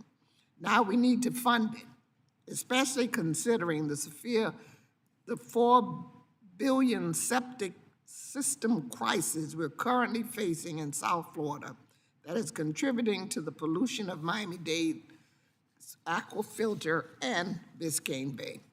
As many septic tanks risk being compromised when it rains, these failing septic systems directly threaten disadvantaged communities, especially given rising sea levels. Situated at the forefront of the climate crisis and surrounded by water, my district is vulnerable to sea level change, and we depend on Everglades restoration. Failing to pass the WRDA is not an option for us. We cannot afford the consequences of neglect, including leaving our water resources susceptible to disaster and a rapidly changing climate. With that, I have a few questions. Assistant Secretary Connor, in your March 15, 2022 memo, you highlighted the need for all communities to share the benefits of a healthy environment. Within that context of Justice 40 highlighting the aim to tackle the crucial waste infrastructure issues in disadvantaged communities, how are these entwined goals considered when determining the spending plan for environmental infrastructure?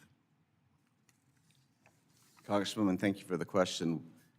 As a threshold matter, we have the president's goal of ensuring that 40% of the resources that we have towards environmental related infrastructure is benefiting marginalized, economically disadvantaged communities. So we have prioritized a number of our outreach programs, planning assistance to states, floodplain management services, where we are doing more aggressive outreach to inform communities of the resources and the authorities that we have at the Corps of Engineers to do work that will benefit those communities that have been historically ignored. And then we are certainly looking at modifying our rules, as we talked about just a little bit ago, how we assess benefits and costs so that we can look at social, environmental, as well as economic benefits and make determinations and recommendations so that we can incorporate those features. Because quite frankly, as we've only protected the highest value properties, that's been our historical approach, that's been inequitable. And so we need to better assess the benefits that we can have for many communities. So we're looking at integrating that into our planning, as well as through the bipartisan infrastructure law, the specific investments that we made that didn't always go to the absolute highest benefit cost projects.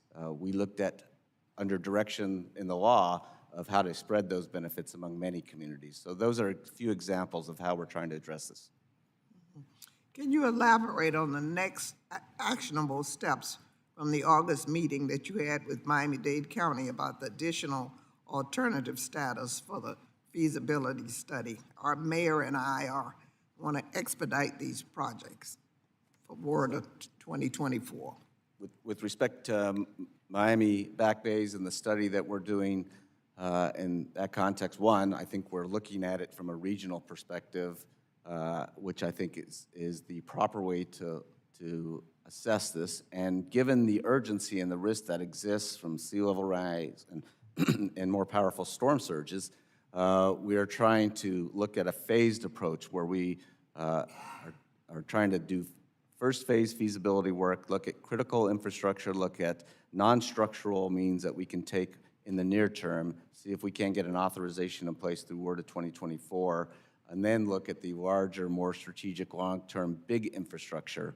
And that includes large-scale natural nature-based features, which is very important to the local sponsor, as well as just hardened infrastructure that we may need to protect the community in a way that they'll accept. And that's the longer-term second phase of the approach there that we're taking. Thank you. I yield back. Mr. Van Orden. Thank you, Mr. Chairman.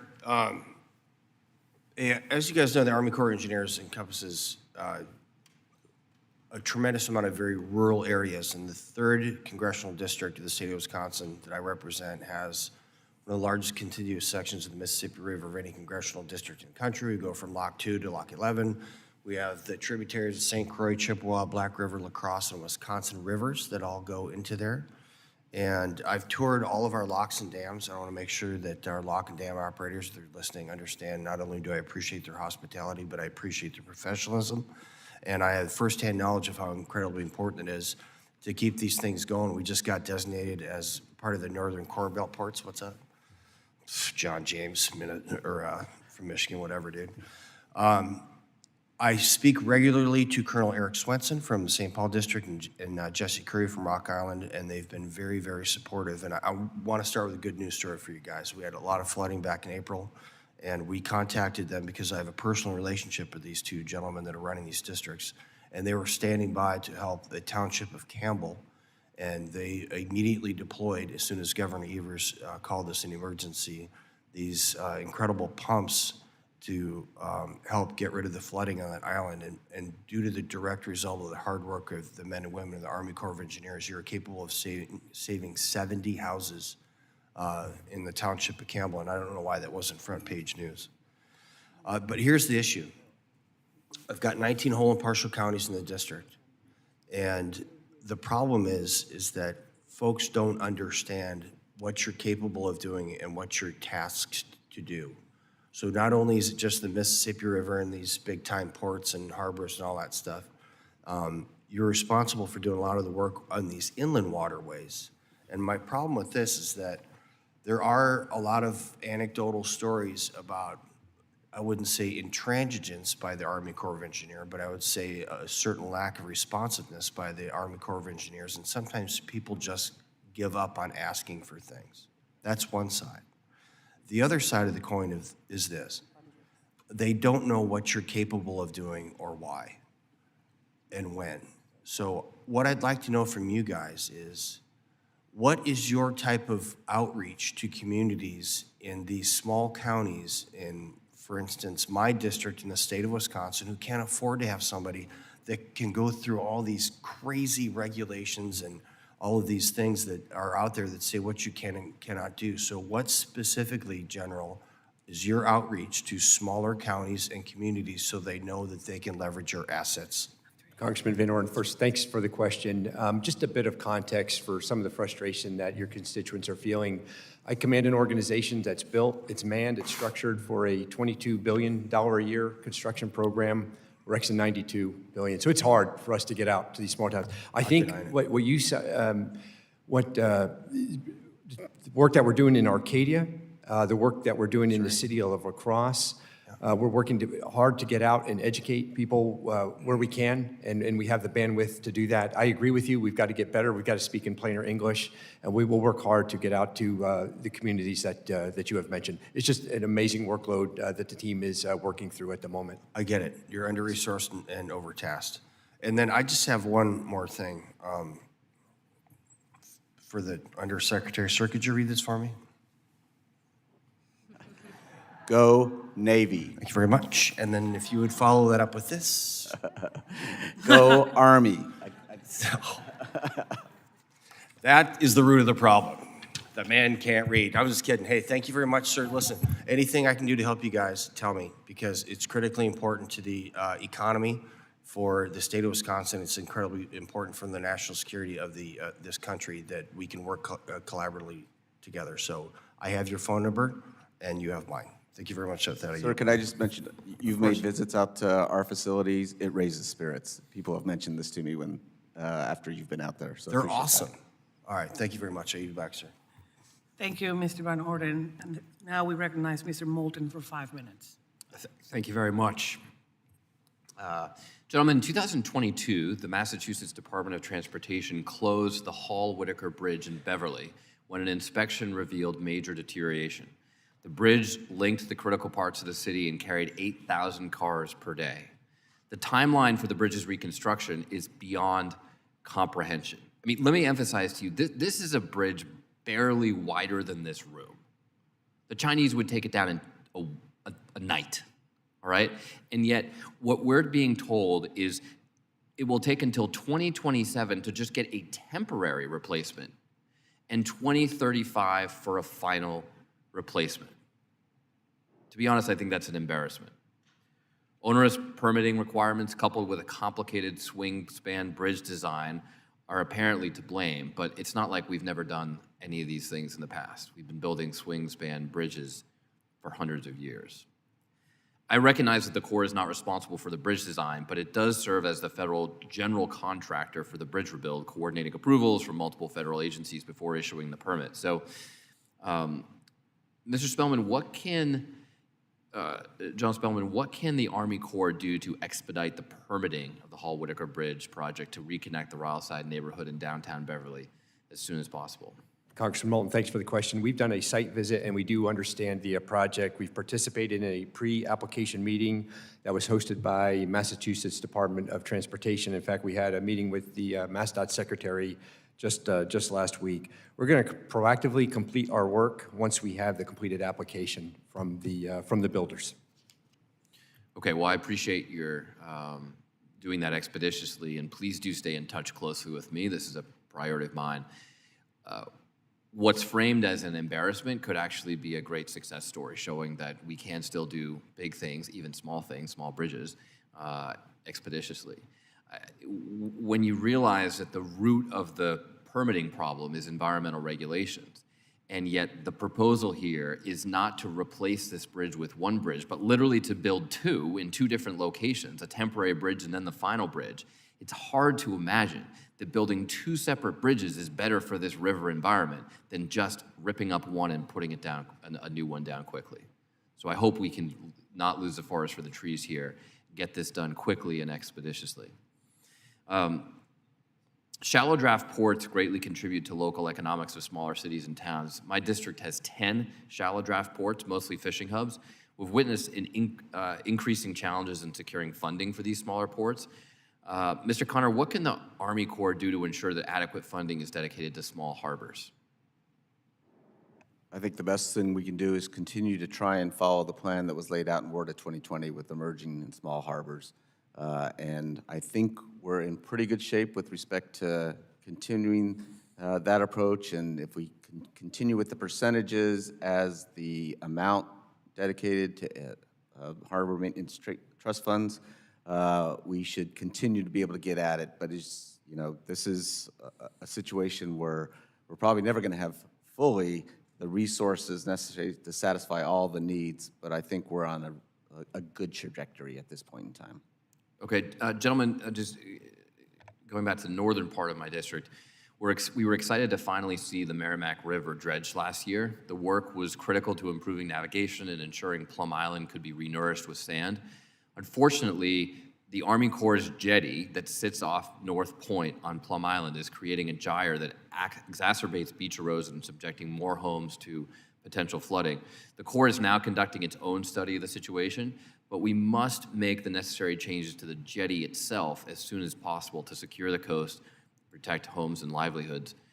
Lieutenant General Spellman, what can the Army Corps do to expedite the review, engineering, and construction of the jetty renovations to decrease beach erosion on Plum Island? Congressman Moulton, first we want to thank Congress for the $240,000 in FY23 funding to allow us to get after this effort. We are in the modeling phase now. We're going to produce a major maintenance report to look at a way, how can we adjust our jetties to get after the erosion issues that you described. So more to follow, sir, on schedule once we get through the modeling phase. Any idea how long this is going to take? What's the report will be timeline? complete in the spring. The report will be complete in the spring. Then you have to do... With the recommendations, sir. Then we'll come back to the Secretary with our cost estimate of what it would take for the fix. But I'll know more. So all the modeling and everything will be done by spring? I'm sorry, I didn't understand. All the modeling and everything will be done by spring? No, sir, the report will be done. Modeling will be complete. We'll have our recommendations ready in the spring. That will inform our next budget recommendation. Okay. Thank you very much. Mr. Chairman, I yield back. Ms. Gonzalez-Colon. Thank you, Mr. Chairman, and happy to see here Secretary Connor, General Spellman, and I think this is important, and I want to say just for the record that thank you to the Army Corps of Engineers for all their missions and for being so critical in helping rebuilding our islands after hurricanes, earthquakes, and a lot of floods. This is the federal agency that has best responded to us, and I need to say that on the record. And the recent creation of the task force for the Virgin Islands and Puerto Rico, the VIPER, I know that should help speed that rebuilding and overcome implementation obstacles. So I'm very happy to see that task force. We know the resources are not unlimited, and there's no way to fix every foot of shore or riverbank and every square meter of wetland all at the same time, and we appreciate the effort your agency does. So to that end, one important concern of mine is the effect of the inflation and supply chain on the ability to complete authorized projects. Projects already started or in planning stages will end up with a real total cost significantly greater than was originally authorized or appropriated. And my question will be how the Corps address this.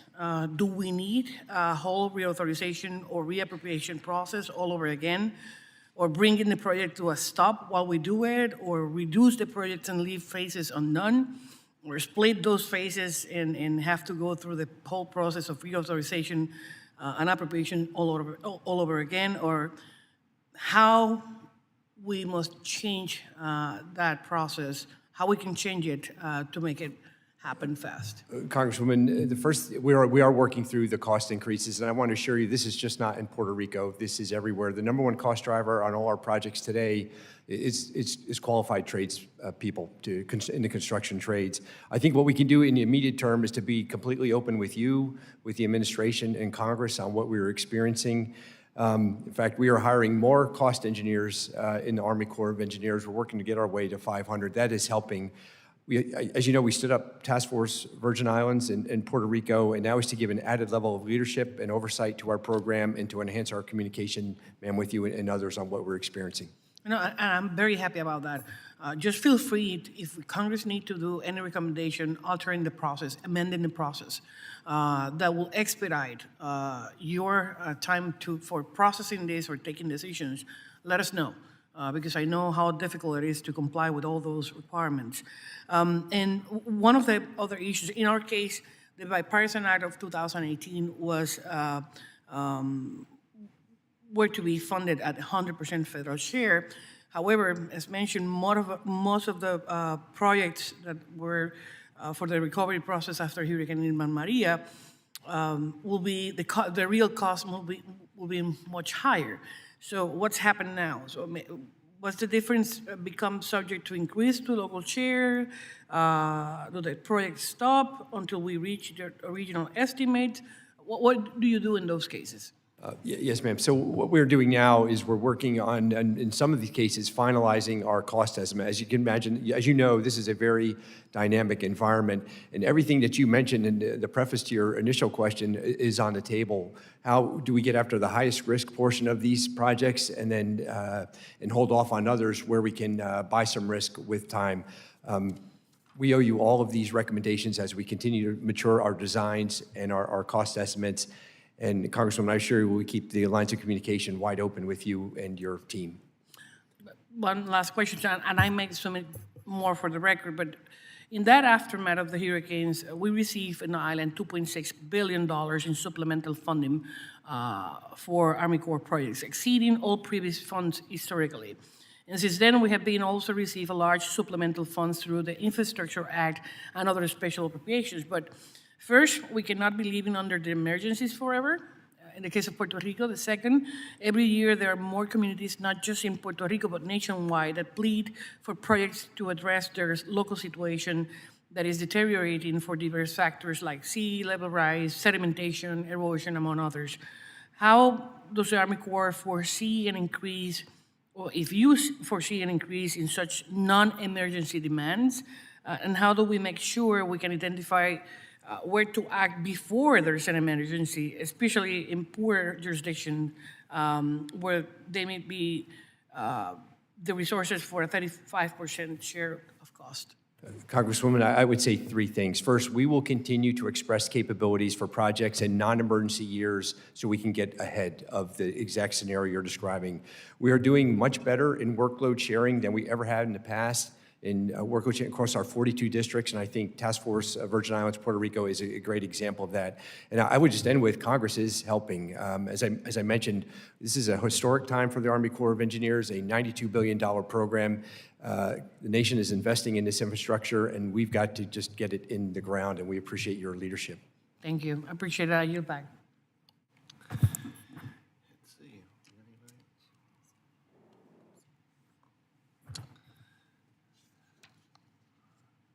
Thank you, everybody. Are there any further questions from members of the subcommittee who have not been recognized? Seeing none, that concludes our hearing for today. I'd like to thank each of the witnesses for your testimony. Before I gavel out, I do have a UC request. I ask unanimous consent to enter into the record a statement from the American Society of Civil Engineers dated December 5, 2023, to the committee regarding priorities for the upcoming WARDA legislation. Without objection, so ordered. Seeing that we have no other questions for the hearing today, the subcommittee stands adjourned.